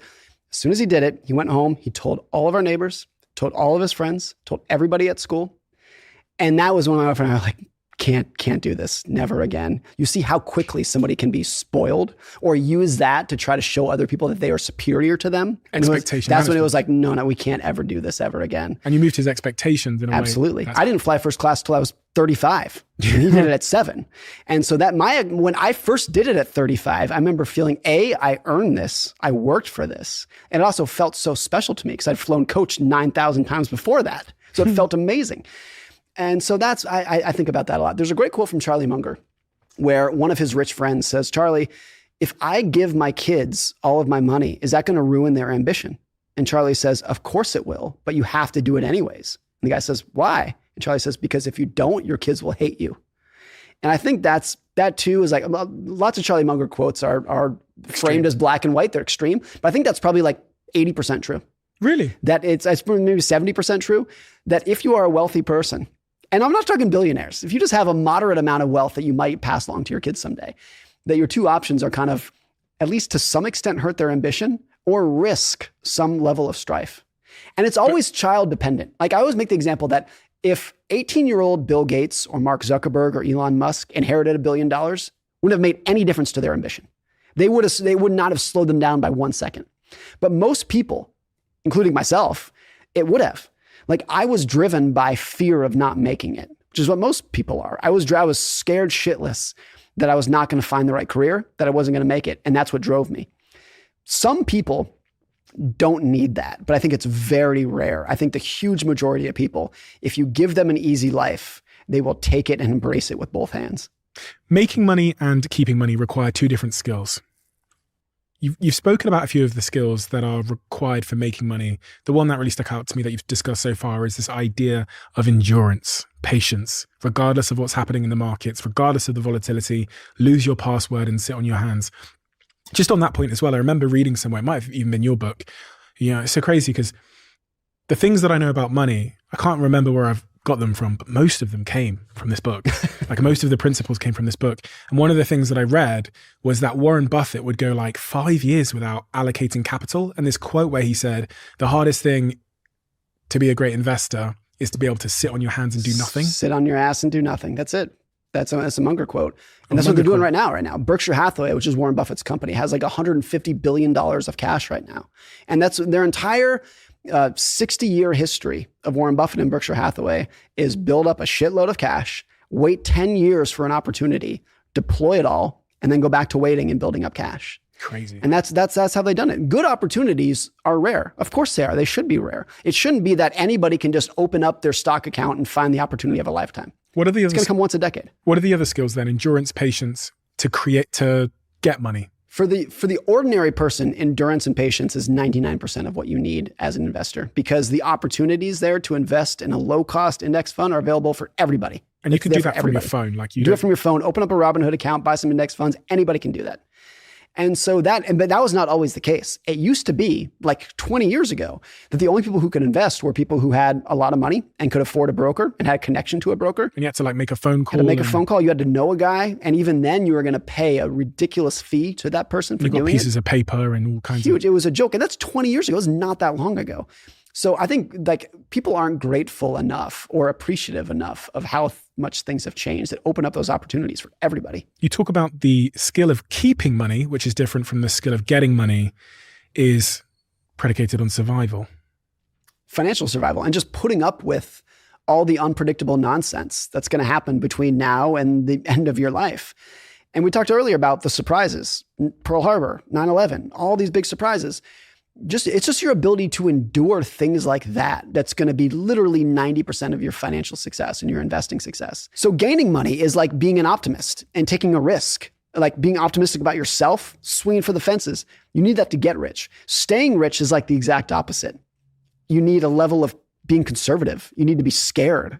You need to be like acknowledge of all the unknown risks that are in front of us and have a financial allocation and a mindset that's going to allow you to endure them and survive them financially. You need both of those skills at the same time. So do well. Your kid is 20 years old. He's broke. Do you tell him to go and take huge outsized risks? He's not got a family. He's not got a mortgage. He's not got a dog. What advice do you give him at that age to create wealth? I would actually say that I think this is a little counterintuitive, that when somebody is young, you would think you would say, you got 50 years in front of you, swing for the fences, go for it. It's also when your life is the most fragile. It's when you're most likely to be laid off, most likely to change your career, most likely to break up or get divorced, whatever it would be. And so for that, you need quite a bit of financial flexibility, just cash and liquidity. So once you had some level built up, whatever the level might be for a different person, then like do something crazy. I also think like for careers, some of the best career advice, that's maybe not universal, but when you graduate college and you're looking at your career, don't take the safe job, which is usually like the big company, the blue chip company. Go for the weird company. Why? Go for something crazy, because when you're older, when you're 40 and you have 2 kids and a mortgage, you're not going to want to take the weird job. That's when you want the stability. That's when you're probably going to want the job that has good benefits and a stable paycheck, because you need that. When you're 22 and you're not tied down by anything, Don't go work for Goldman Sachs or Apple or Deloitte or something like that. Go for the weird startup where you're going to learn something completely different. Linked to that point is in the weird startup, you're going to be so close to the failure, and failure is the knowledge. You're going to learn so much more. You're much going to learn more. so much. And there's so many people who take the blue chip, the safe job out of college, and it puts them on a very predictable track. You're going to be an analyst for 2 years. And then if you're good, you'll get promoted to senior analyst, and then you'll get promoted to associate. It's like very stable and linear. And that's you're capping all of your upside. Or if you go for the weird company, you're either going to do one of two things. It's either going to fail and you're going to learn a lot from that, or it's going to take off and you're going to learn a lot from that. And then maybe when you're 40, after going through all that, then you want the stable job at the big company. It's interesting. I was thinking as you're speaking that the proximity from your desk and the CEO's probably needs to widen over time. Yes, I think that's true. Yeah, absolutely. And most people, I think if you do it the other way around, or most people would never do it the other way around. If you start your career in the stable company, you're probably never going to leave. You're going to get addicted to the nice paycheck, the stable benefits, whatnot, and you're never going to take a risk and do anything else. And maybe that's okay. Maybe for some people's personalities, that's exactly what they want. But I think there is a higher level of regret for people that start in a safe company and then they get the golden handcuffs, they can't leave. And by the time they're 40 and they realize that they wanted to work at the crazy company, they can't because they got a mortgage and 2 kids and they're saving for retirement and they can't take the risks at that level of their life. You introduced this concept of tails, long tails. And this also changed my life, changed my investment strategy, I should probably say.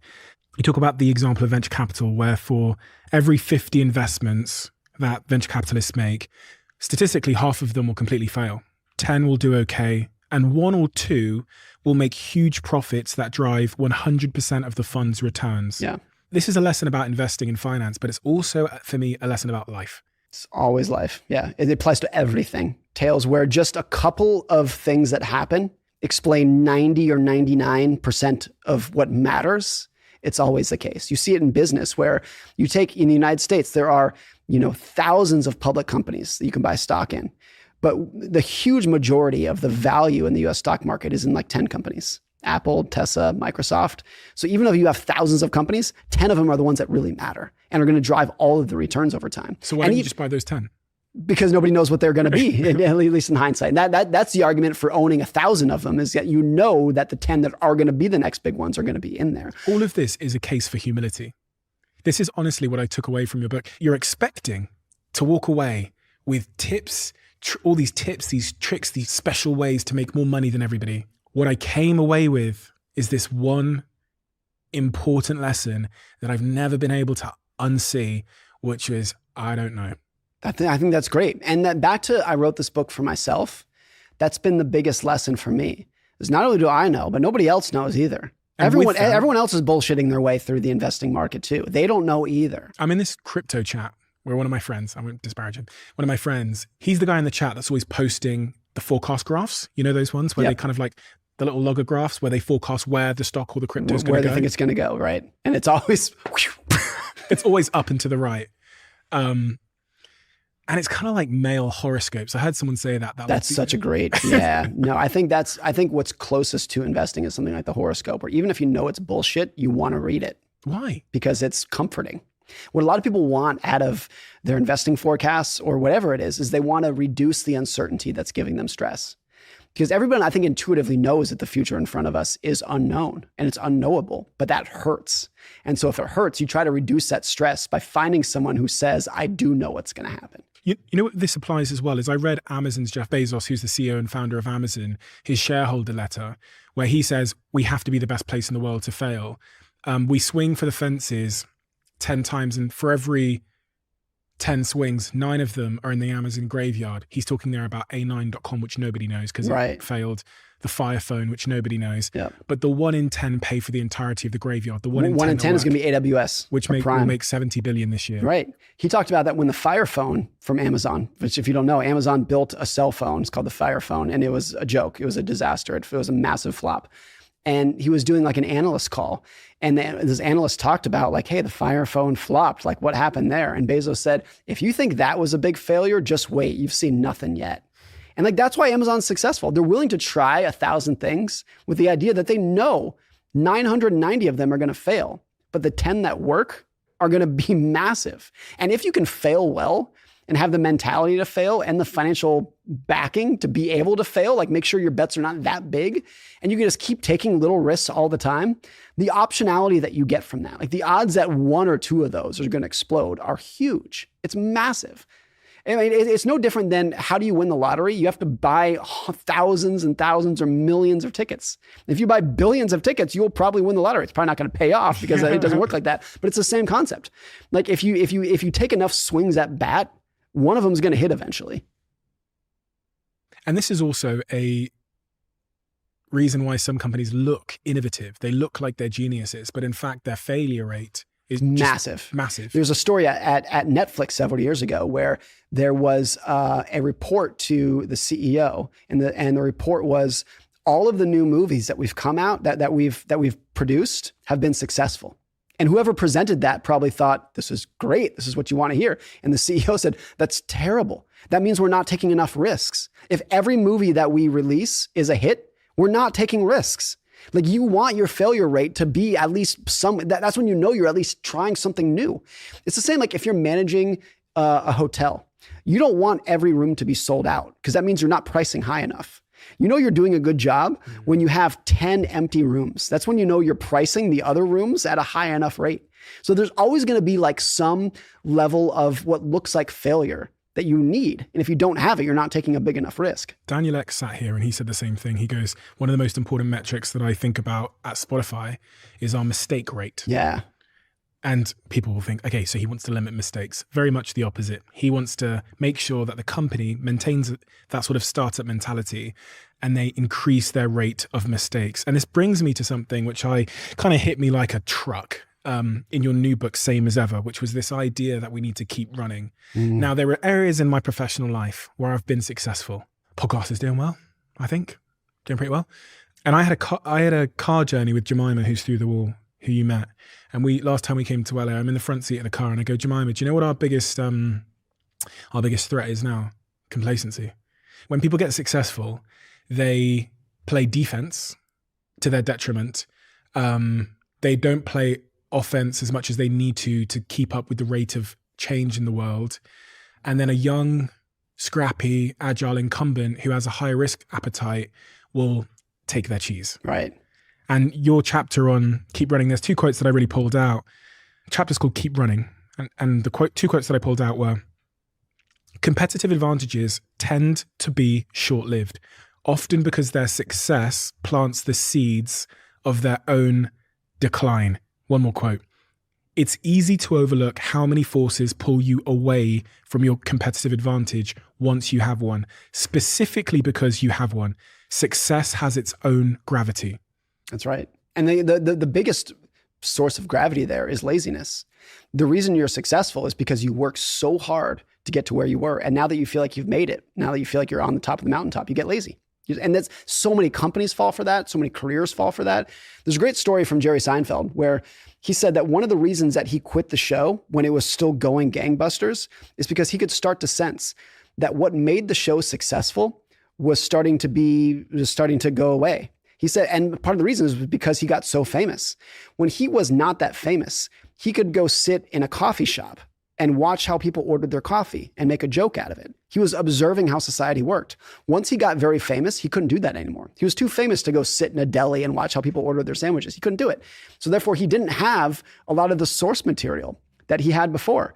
And so he was like, look, what made me so funny and the show so successful, I can't do anymore. So like, red alert, let's pull the plug before it gets really bad here. So that's like a very specific example, but what he realized that what made him successful was gone. And a lot of CEOs will have this problem too, where what made them successful was that they were a scrappy startup founder and they were very good at building a product. But now that the company is big and successful, they also need to be an HR manager. They need to be a finance specialist. They need to be a marketer. They need to be all these other things. And therefore their time is pulled away from what they're actually good at, which was building a product. My friend, a good example of this, if I can say, it was Travis Kalanick of Uber, the founder of Uber. Probably nobody in the world was better at scaling a company like Uber than he was. And there were a few people who were worse at managing a big company than he was. So it's like what made Uber successful is what pulled him away from being a successful manager at that. He was very good at one thing. He was the best in the world at that one thing. But you shouldn't think that like it's going to last during another phase of the company's life. My person I consider a mentor and a friend of mine, been a long-term friend of mine, a guy called Shaquille Khan. He was one of the very first investors in Spotify. Knew Daniel, the founder, from the very beginnings. He said to me a piece of advice that stayed with me, and I've also imparted on other people. At a time when I'd left my company, I was now financially successful, financially free by all regards. And I called him after leaving my company and I said, Shaq, what should I do now with my life? He said to me, Stephen, the reason you were successful was because you were hungry. You need to realize that you're no longer hungry for the same reasons. Yeah. And what he told me to do was the hardest fucking thing I've ever done in my life, which was nothing. He said, spend a year. Don't rush back into starting the same business again. Because he said to me, the reason why you were so unbelievably disciplined and would go to the office 7 days a week was because you were like an insecure kid that was like fighting to survive. That's gone now. So sit on your hands for a year, do absolutely nothing and get inspired again. Get hungry again about something new. Because my temptation was just to run back in and start a big marketing business again or whatever. Yeah. I mean, that's kind of what you're speaking of as well, is that like the need to understand that our motivations evolve and change over time. And the thing that made us successful might not be the thing that makes us successful again in a new venture. I think there are some people who really can keep it going. Some people who do keep running. Like Elon fucking And hell. a perfect example. Guy's worth $250 billion who still works 100 hours a week. So there are those people who exist. But I think for a lot of people, this should not be a scary thing. The fact that after you've made it and have some success and some wealth, that you're not as hungry as you used to be, that's fine. You just have to accept it.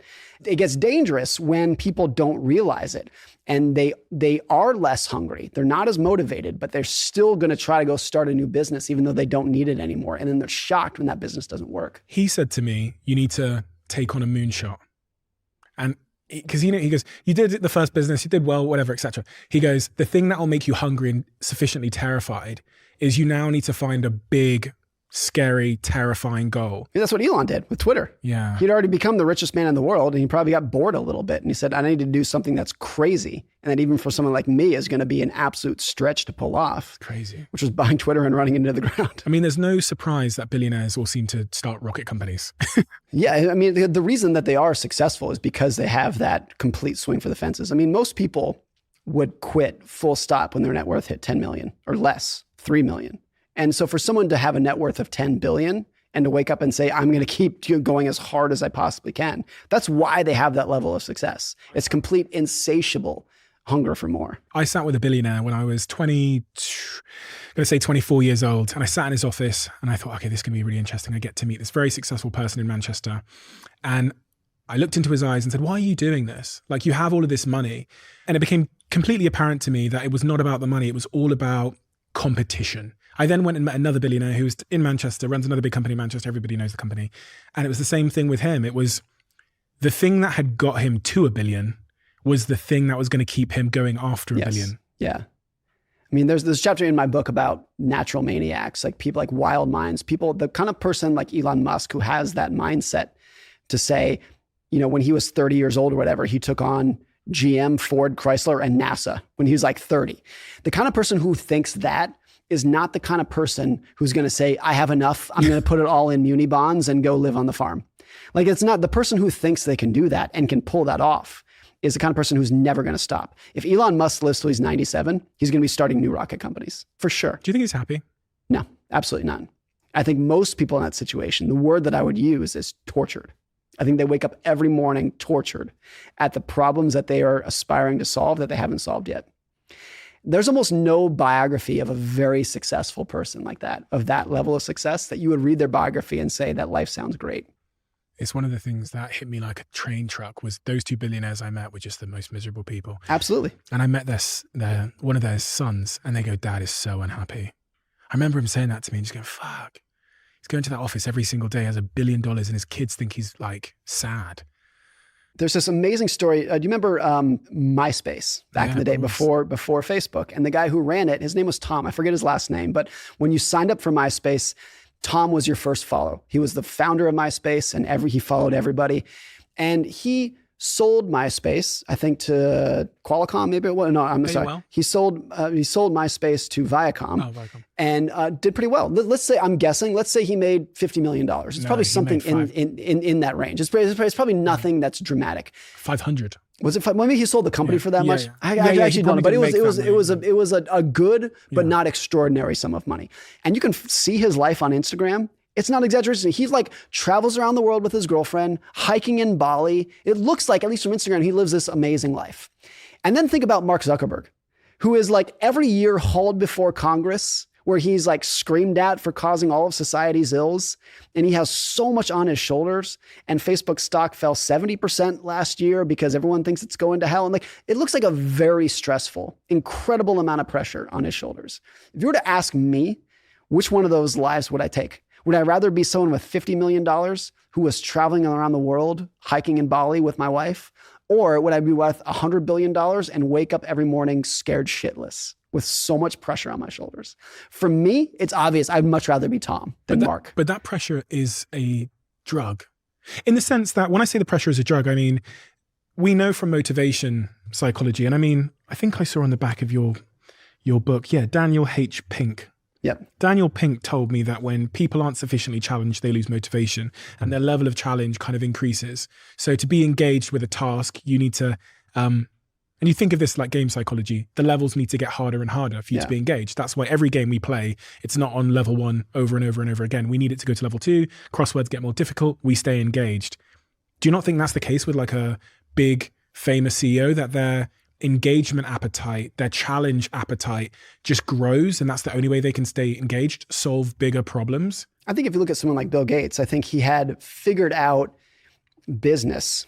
And in 2000, he effectively quit Microsoft, but he immediately moved on to what I think was in his mind a bigger problem, which was like, how do I give this money away effectively? And how do I eradicate malaria? Those kind of problems. And so even for someone like him who was able to extract himself from the business, they'd immediately move on to something that I think in his mind was more problematic and a bigger challenge.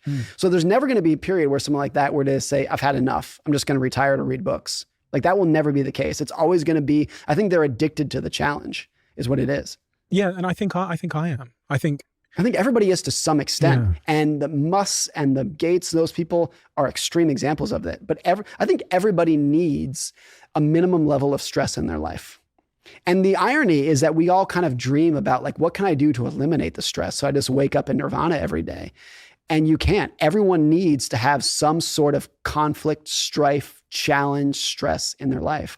And I think for a lot of people, if they don't get it from real places, they just make up fake problems in their life. That's a big problem with people. For richer people who have a lot of things, they will start worrying and stressing about the most minute things because they need that stress in their life. On that point as well, just popping back to, we were talking about the complacency.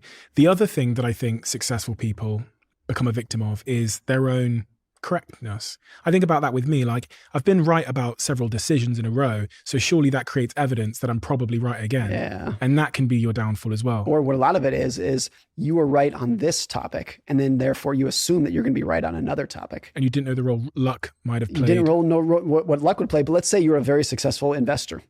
And let's say you're like massively successful. A lot of those people will think, therefore, I can also be an effective politician. Therefore, I can also be an expert on COVID, whatever it would be, because they think they're so smart in this area that they must be smart in other areas.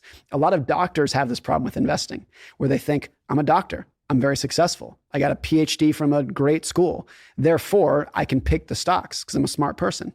And that level of overconfidence is their undoing. Can success, I think your book, one of the key things that stayed with me and I didn't need to recap myself on was the stories you told about people that accurately predicted what was going to happen in the stock market against all conventional wisdom. They all, from what I recall, they went on to lose their money eventually anyway. A lot of them, yeah. What is that story you told in your book? This is a story about a guy named Jesse Livermore, who was back in the 1920s. He was the most successful investor in the world. And what's so amazing about Jesse Livermore is that I think 4 different occasions in his life, he became the equivalent of a billionaire, adjusted for inflation, and then went bankrupt. 4 separate times in his life. So he was a person who was like better at anyone in the world at making money and had no skill whatsoever at keeping money. And that's someone who, like, even when he became, at one point he was the richest man in the world. And rather than saying, I have enough, it's enough, he just said, let's keep taking bigger bets. Let's swing even harder next time. It was never enough. And he eventually, the last time he went broke, he eventually ended up killing himself. It's the most amazing, like just fascinating life that you can imagine of someone who is so good at making money, but never knew when to stop. And it is actually the more money he made, the more risk he wanted to take.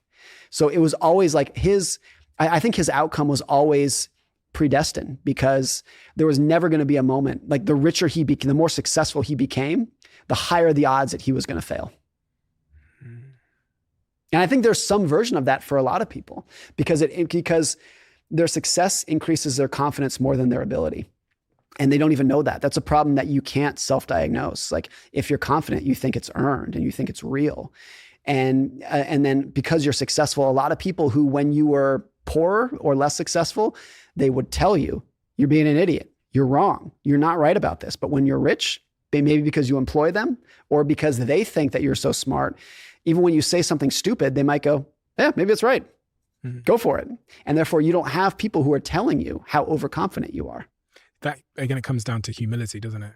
A lot of it, yeah. And like, I think that's so much of it. And I think you have to go out of your way sometimes for that humility, that when you have some level of success in your life, whatever that level is, just always remind yourself. I remember there was a quote that I think it was Roman warriors, that when they would come home from a battle that they won, and they were in like the parade of, like we won the battle and we're going to go in the parade, that like we're the victors, we're so great, that they would have someone by their side whispering in their ear something along the lines of, you're not that great.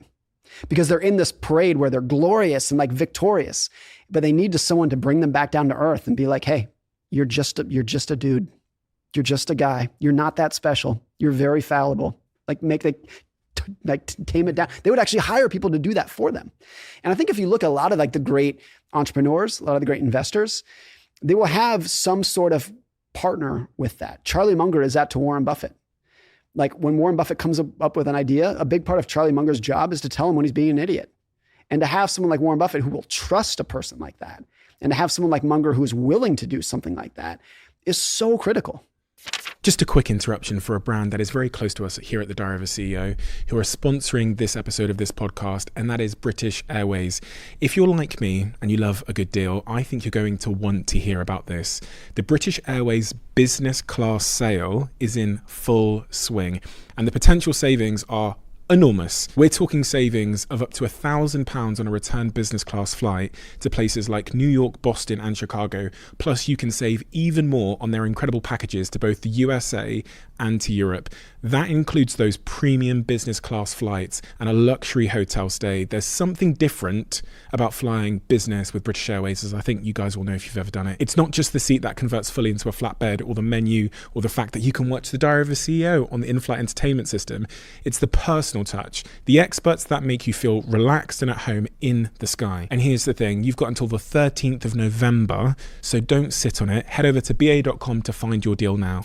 Quick one, I discovered a product which has changed my life called 8 Sleep. This product, 8 Sleep, which are a sponsor of this podcast, has been a revelation in my life, because the 8 Sleep pod cover, which is basically a fitted sheet that goes over your mattress, controls the temperature of your bed throughout the night, and it follows nature's natural rhythm. It starts cool, gets colder while you go into different phases of sleep, and then heats up slightly as you wake up in the morning, which is effectively guiding you to have a deeper, more restorative sleep. I genuinely think of all the things that we would include in health and fitness, I think sleep now is the most important factor. The thing that I'm thinking about most often every single day. When I wake up in the morning, the first thing I do is I check my sleep, and I use that information to determine how to proceed in that day, how hard to work out, how many meetings to have, what I need to cancel, what time I need to get to bed. So to celebrate them being a new podcast sponsor, I always want to get a discount for you guys, and I've got one. Go to 8sleep.com, which is EIGHT sleep.com/Stephen.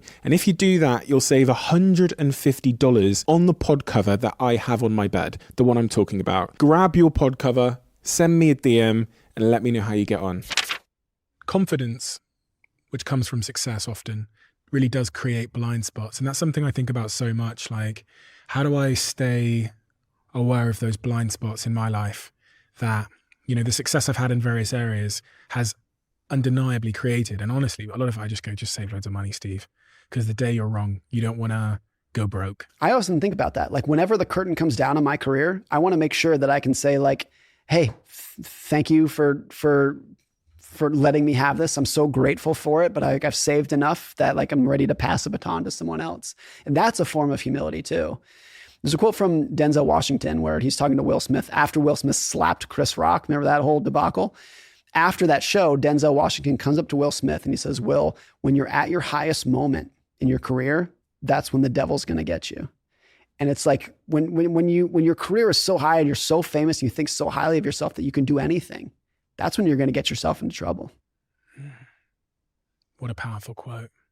And I think just paying attention to that, that's the natural humility that goes into it. And it's not false humility. It's not like, false humility is like, I didn't do any of this. I just got lucky. That's all false humility.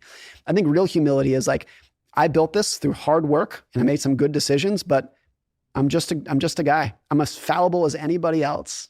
I think that's not just important. I think that's critical to any amount of sustainable success. You taught me that the price you pay to be wealthy is the volatility you have to incur along the way. It's kind of how I think about it in my head. That's the cost of admission.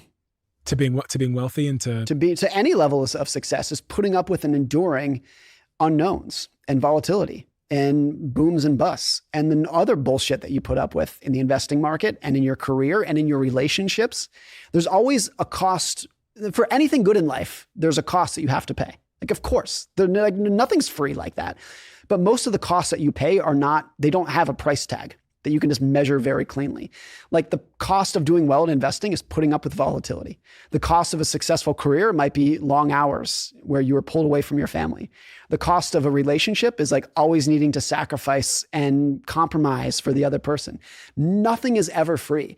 And so much of the success in life is just identifying what the cost is and being willing to pay it. Because for all of those things I just laid out, investing, career, relationships, the cost of admission is worth it. Putting up with the volatility is worth it over time. Because if you can put up with the stock market falling 30%, if you can just say, it's not that big a deal, I'm just going to hold tight. 10 years from now, the cost is well worth doing that. You'll be rich. If you can put up with the compromise that takes to have a successful relationship, by and large, that's going to be a cost that's worth paying.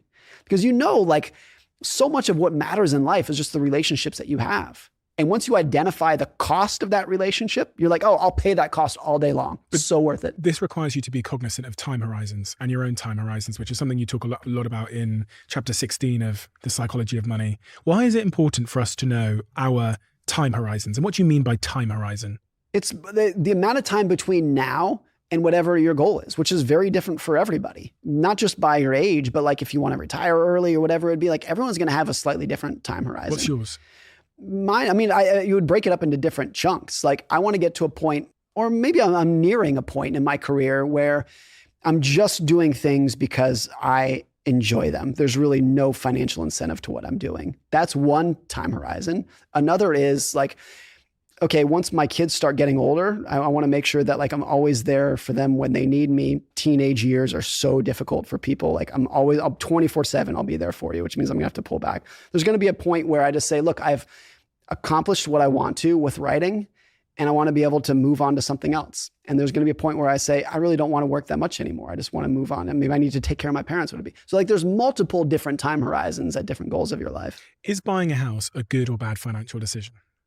I'll tell you my own experience, which was in my 20s and early 30s, my wife and I lived in like 7 different cities and there was nothing better for us. Some of those were just like, let's try this new city for fun. Some of it was moving for work. We moved for her school. And our ability to just get up and go, hand the keys back to the landlord, nothing was more valuable than that. Once we had our son, our first kid, then very quickly, nothing became more valuable to me than having an established, secure home base that nobody could take away from me. That was the cure. And also like kids are loud and they scream. And I didn't want neighbors in an apartment building that I was going to have to like try to keep my kid quiet from. So I was like, I want my own house that's mine. And it's just a standalone house. My kid can scream as loud as he wants, not bothering anybody else. That became important to me like instantly. So I think people get caught up when they're like, well, the housing market returns 4.5% per year. It's like, stop with the spreadsheets. Like just do what's going to work for you. I know Ramit Sethi has a lot of thoughts about this, on renting versus buying. And I think one of the differences between Ramit and myself is I have 2 young kids. And so like that just, if I didn't have kids, I think I would be like rent forever. Really? And try different cities, move all around. What can be better than that? But when you have kids, what's more important to me is stability. I want my kids to go to a stable school, know their neighbors, have friends that they can be friends with for years. That's important. If we just think about investing, then in terms of, is buying a house a good financial investment? My brother, who works in my company, he's the one that introduced me to your book many years ago, said to me something along the lines of, Steve, don't buy houses to make money, because you have the ability to play a different set of games that very few people can play. Yeah. And what I mean by that is, he kind of explained it to me. He goes, listen, everyone can buy a house, so the returns there aren't going to be huge. Yeah. Go find a game that like only you can play. Yes. You'll get bigger returns. If you're buying a house because you think it's going to be a good financial investment, stop. Like, even if it turns out in hindsight that it was, it doesn't matter. I think these are just purely lifestyle decisions. And I think so many people get screwed up when they're in a spot in their life where they should be renting because they need to be mobile. They need to move around to a new job, new career, new school, whatever it is. But they end up buying because they think they're going to make money doing it.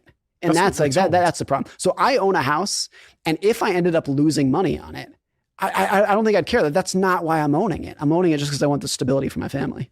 I've just made an offer on my first ever house, and because I played other money games for the last decade of my life, and now I have a partner, and we've been together many years, and we're both like 31 years old, and we're getting into that position now, you know?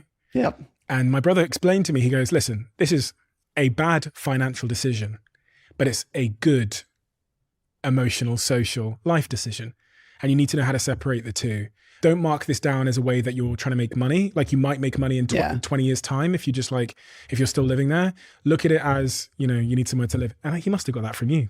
When we bought our last house, which was after I wrote this book, so this is a different experience. I thought at the time, and still think today, I probably paid a little bit too much. I mean, I paid the market rate, but if you said like, oh, did you get a good deal? I said, no, not at all. Didn't bother me in the slightest. That's not why I was doing it for. It would be like if you ask, like, if someone is deciding whether or not to have kids and they think about the cost of kids, like, forget about, of course you're going to dump hundreds of thousands or millions of dollars into your kids. And it's like, if money is coming into the equation, like, stop right there. It should not do it. You're doing it for very different reasons. This is not an investment. People buy houses because they think that they're making loads of money from because there have been periods in time in which people have made loads of money. Historically, like, that's the anomaly. Historically, in the US and the UK, housing prices adjusted for inflation go nowhere. It's just been the last 20 or 30 years that there's this very brief window of time that owning a house was a great investment. Robert Shiller won the Nobel Prize about a decade ago for his work in showing that over the last 150 years in the United States, adjusted for inflation, most home prices have been flat as a pancake. It's just the last 20 years that have inflated people's expectations of what a house can do. Statistically, there's going to be at least one person listening to this that has made an offer as we speak for a house under the assumption that it's going to help them stack wealth. If they were purely doing it for those reasons, what would you tell them to do instead? If that's purely the reason, run for your life. Don't do it. Particularly, I mean, it used to be, and maybe it still is like this in many cities in America and the UK, but it used to be that rentals were almost without exception shitty houses. There were no good rentals. A big change, at least in America in the last 20 years, is that most big cities have tons and tons of luxury apartments to live in. And they're great places to live. And they're in the city centers, and they got beautiful granite countertops, and they're great places to live. Don't fall for the idea that you can't live well if you're renting. I think that's the problem. And realize that if you're doing it for financial reasons, you're probably about to borrow a shitload of money for an investment that historically has been a very bad investment. Like, if you put it in those terms, like, what are we doing here, man? You're going to borrow hundreds of thousands of dollars for an investment that historically has been a loss? That's what you're doing here? Does you feel good about that? That's what I'd say to that person. Godspeed. I would love to be in the room somewhere where that person has just looked at their partner after persuading them to make that offer because it was going to make them rich. Sorry, guys. This new book, Same as Ever. Essentially, it's 23 short stories about things that never change in the world. Yep. Well, there's a couple of really interesting things that I pulled out. One of them, again, which really hit me in the face, was this idea that the best story wins. I know this, I know this intuitively. I talk about it on stage, but I don't think people understand the power of the best story wins. Because when you think about entrepreneurship or investing or pitching or sales, what most people do is they lead out with facts, stats, and figures. Yeah. And even one of the things I've noticed about you from our conversation now is you have a remarkable ability to tell stories. Thank you. And there's a huge power in that. Prove to me that the best story wins. I mean, it's always the case that it's not the right answer or the best answer or the mathematically accurate answer. It's just whoever gets people to nod their heads in the right direction, that's who's going to win over time. Some of the examples of this that I love, Ken Burns, one of the most famous documentary filmmakers of all time. Most of what are in his documentaries is information that people already know. He'll make a documentary about the Civil War, World War II, Vietnam, whatever it would be. You're not necessarily learning something new in there, but he is massively successful, massively popular, because he's probably the greatest storyteller of our time. So even when you're taking information that people already know, if you can spin a good story about it, you get people lining up and they will knock your door down to listen to you.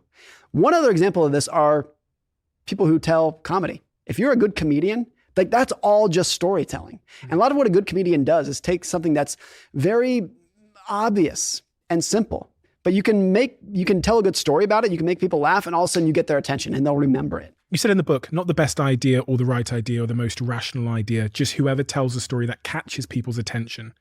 I think there are dangerous stories, which is when people tell you what you want to hear. Oh, I got a dangerous story. The vaccine gives you autism. I think it's a story that people wanted to hear. Some people wanted to hear that. And if you tell people what they want to hear, you can be wrong forever and people won't care because you tell them what they want to hear. Tali Sharot, who's a neuroscientist, sat here and she told me a story of Donald Trump stood on the debate stage and they panned over to Dr. Tucker Carlson, I believe he's called, and asked him about the vaccine. And he basically gave stats, facts, and figures. He said, that vaccine doesn't give kids autism. And then they pan over to Donald Trump, and Donald Trump tells this elaborate story about a friend of his. One person. One friend of his, that clearly doesn't exist. One friend of his, and he describes the needle like this. He goes, this huge needle. Yeah. And he so tells vivid. Vivid, personal, and emotional. Yep. And you get people nodding their heads to that and capturing their attention. Tali said, I'm a neuroscientist. I knew it was wrong. However, there was something about hearing it that even as a neuroscientist, I looked at my daughter and go, fuck. I think we've always been storytellers, and that's what's really set humans apart. That's the whole idea from Yuval Noah Harari, is that what sets humans apart is our ability to tell and remember stories. And it's made it so it's just a tool to simplify facts in the world. Most people, the other thing that's powerful about stories is that you remember them. And you think about in school, when you had a math test and the teacher just said, memorize this formula to regurgitate it on the test. Literally 5 minutes after the test is done, you forget it. You have no idea what it was. But if you remembered a good story, even that you were told when you were 2 years old, you remember it for the rest of your life. So it's just a tool for getting people to remember how the world works. And they can be so persuasive and so good at eliminating the uncertainty that grates on all of us, that people will listen to and believe things even when they're just obviously flagrantly not true if it's what they want to hear. People talk about, when we're talking about investing, but generally life, people talk about compounding interest. And we all know I think a lot of people should know the power of compounding interest now. But we rarely think about how compounding interest can negatively, slowly impact our lives. And in your chapter about Tiny and Magnificent, you explore that. And again, this hit me like a truck in the face because I think I spend my time now thinking about how getting things to compound in my favor will change my life, but I don't spend a huge amount of time thinking about how things are compounding against me right now. Yeah. I mean, what's really true is that most good news happens slowly and most bad news happens very fast. So bad news is like COVID, literally happens overnight. Boom, you got a virus, it's going to kill millions of people, shut down the economy, happens literally overnight. 9/11 happens start to finish, it's like 30 minutes. Like boom, just happens immediately. Good news is usually slow compounding over time. So I use the example of the book of the improvement in heart disease mortality over the last 70 years is bonkers. We've made so much progress and it's saved literally tens of millions of lives in the fact that we've gotten better at treating heart disease. But nobody talks about it. It's most people aren't even aware that it's happened because if you look at what happened, it was the mortality improved. It got better by about 2% per year. Now, if you compound 2% per year for 70 years, it's off the charts. Like we're like living in such a better world now than we were 70 years ago. But in any given year, you didn't even notice it. You're never going to see a news headline like breaking news, heart disease mortality improves by 1.4%. That's not a headline. Like all the headlines are bad news because bad news happens fast. So once you realize that, then it's like most of the news is going to skew negative, not because there's some producer who's trying to toy with your brain. It's just because what is obviously happening today tends to be the bad news, where the good news is just very slowly compounding over time. That can go in the other direction of like bad news that compounds over time. Like I think about our health. Smoking, health, like that's like one cigarette is not going to do anything bad for you, but one cigarette per day for 30 years is catastrophic. And so that's really what it is. Like same with like getting one bad night's sleep, not that big a deal. But if you're sleeping 6 hours a night, every night for years on end, you're going to reduce your life expectancy by a tremendous amount. This idea of compounding interest and compounding returns and how important it is, I've spent so long trying to explain to people that compounding interest and compounding returns, this very hard thing to think about, is so important. Yeah. I imagine you have too. What is your go-to way of explaining to like your 8-year-old kid or someone else the power of compounding? We were actually going to get like a bowl of rice here and I was going to do some experiments. The rice is the best. The rice board experiment, if people aren't familiar with it, it's this story that's probably not true, that back 500 years ago, someone told the king, they said, hey, here's a chessboard. I'm going to put 1 grain of rice on the first square, 2 on the second square, 4 on the third. And then let's do that. And by the end of the chessboard, it's like more rice than exists in the entire world. Because like if you double something again and again and again, it's just completely counterintuitive how big it can grow. The one way that I had a friend of mine, Michael Batnick, explain this to me years ago, or I think he wrote this in a blog post. He said, if I ask you what is 8 plus 8 plus 8 plus 8, you can do that in your head. Like it's not that hard. But if I say what is 8 times 8 times 8 times 8, like forget about it. Even if you are really mathematically inclined, there's no way you can, like very few people could figure that out in their head. So our minds are just not good at exponential thinking. That's just not, it's just not something that we're really geared towards doing. Like 8 plus 8 plus 8, it's like so simple. Linear thinking, so simple. Exponential thinking, not intuitive in the slightest. And because it's not intuitive, it's so common to underestimate what smoking is going to do to you. That compounds over time. What investing is capable of doing to your wealth, because it's so counterintuitive that 99% of Warren Buffett's net worth came after he was 60 years old. Not intuitive at all. And so since exponential thinking is not intuitive, both on the positive and the negative side, we go through life underestimating what's going to happen to us in good things and bad things. It's like a religion we have to adopt. I think that's a great way. It's like a mathematical religion. Because just like a lot of religion, it's like it's not intuitive, and it almost takes like a leap of faith to be like, I know it seems crazy, but this is what I believe. I think there's a sense of that to compounding, where like it's just math. You can just put the numbers in a spreadsheet and they'll tell you what it is. But since it's not intuitive, there's almost like a religious aspect that you need to believe how powerful it can be over time. 2 of the chapters in your book, Same as Ever, speak to the importance of discomfort. One of the chapters is called When the Magic Happens. And you say in that chapter, stress, pain, discomfort, shock, and disgust, for all its tragic downsides, it's also when the magic happens. And then the other chapter where you kind of speak to this is, it's supposed to be hard. Most things worth pursuing charge their fee in the form of stress, uncertainty, dealing with quirky people, bureaucracy, other people's conflicting incentives, hassle, nonsense, long hours, and constant doubt. That's the overhead cost of getting ahead. What's interesting is I never tied those 2 chapters together, but you're right. They're almost the exact same idea, that for the whole economy, for the whole world, when the biggest improvements in society takes place is when there's some sort of disaster. Like for all of its obvious downside and death and destruction, nothing has been more technologically progressive for the world than World War II. The number of inventions that came out of World War II, from atomic energy to jets, and like you go on down the list, penicillin, all of these lists for things that you and I are taking advantage of today happened not in spite of, but because of World War II. Because there was this period where everyone in the world came together and they're like, holy shit, we got a big problem to figure out. Let's put our heads together and figure this out right now. But that's also on a personal level. On a personal level, it happens as well too. Like there's a book written many years ago called The Upside of Down. I thought that was just a brilliant title, like the upside of being down. And it happens a lot that when you have, maybe it's a job layoff or a breakup or a medical emergency, whatever it can be, that it changes you for the good.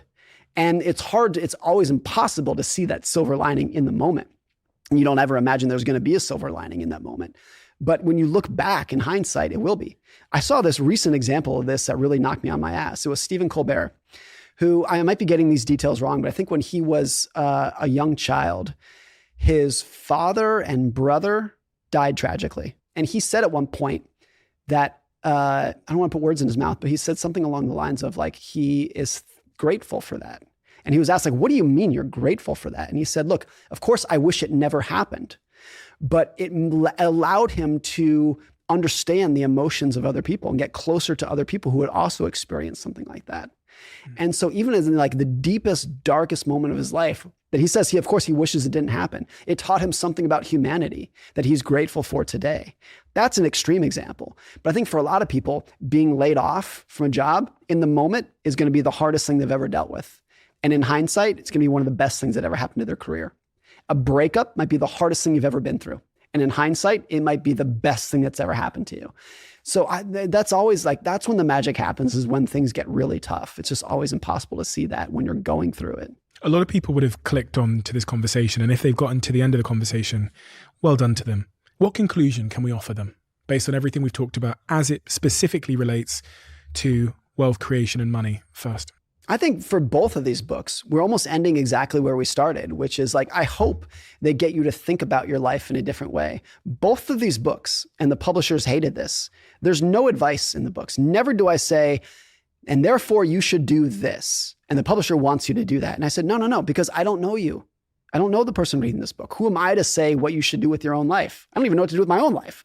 But I hope it gets you thinking about what you want and who you are and what you are capable of, what you're not capable of. If it gets you thinking about your life, then I think I've been successful doing this, rather than trying to assume that I could give you specific advice about what to do. Morgan, we have a closing tradition on this podcast where the last guest leaves a question for the next guest, not knowing who they're going to be leaving it for. And the question that's been left for you is, what is your biggest regret in life, and how has that experience changed you? I think I've always been prone to mild depression. Not significant, but mild depression and anxiety. And I wish I could go back to different periods of my life in a time machine and just say, it's going to be okay.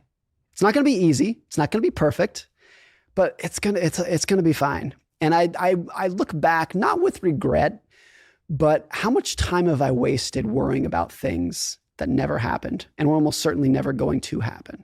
A tremendous amount. And even if I recognize that today, I know I'm going to worry about something tonight and tomorrow and next week about something I really shouldn't be worrying about. I don't know if I regret it, because I think having a sense of worry has kept me safe a lot of times. It's kept me out of trouble in a lot of things. But I do look back at the course of my life and think, man, like I could have been happier than I was if I had accepted a certain level of just telling myself it's going to be okay. Well, you're not going to have to worry about your book because it's superb. Thank you. Genuinely, I hope my audience trusts me. But I would really implore them to get both books. I mean, The Psychology of Money, I think, is the best book on money ever written. It's pretty much also the only book I've ever read on money. And then Same as Ever is just, it's everything. It's advice on money, life, relationships, everything that matters, because there are a set of enduring principles that speak to the fundamentals of life in a way that is completely enduring. You have a wonderful ability to write enduring things, and you tell wonderful stories. Thank you. Like you said, I actually didn't even notice that you didn't give me advice. When you said that, you'd not given me advice in any of these books. No, and I never will to anybody. Bullshitting. Right. But now you think about it, you didn't. I garnered my advice from the stories you told and the evidence you provided. Morgan, thank you so much. I'm so glad we've managed to have this conversation, and it's been a huge honor and pleasure to meet you. Thank you as well, because I can't imagine how many millions of pounds you've saved me by writing this book. Genuinely. It's such an honor to do this with you, Stephen. It's been a lot of fun. Thank you. As you'll know, this podcast is sponsored by Housel, and we're going into that last quarter of the year. It's getting a little bit colder, back into our routines, back into our work rhythms. And it's in those moments that I need to focus most on my diet. As I get back into the swing of work, I need to get back into a routine as it relates to my diet. And that's really where Huel's RTD, their ready to drink range, comes in handy. In a bottle, you have a nutritionally complete meal that you can consume in a minute. So this is a real lifesaver in terms of my health. It is my ally and my friend and my companion on my busiest days. And it means that even when I'm pursuing all of my professional goals, my health goals can be pursued at the same time. There's a link in the description below. If you've never tried Heels RTDs, this is the time. If you've fallen off of the wagon, this is the sign you needed to get back on. There's a link below in the description. Order yourself a pack. Stay healthy throughout this busy period. Do you need a podcast to listen to next? We've discovered that people who liked this episode also tend to absolutely love another recent episode we've done. So I've linked that episode in the description below. I know you'll enjoy it.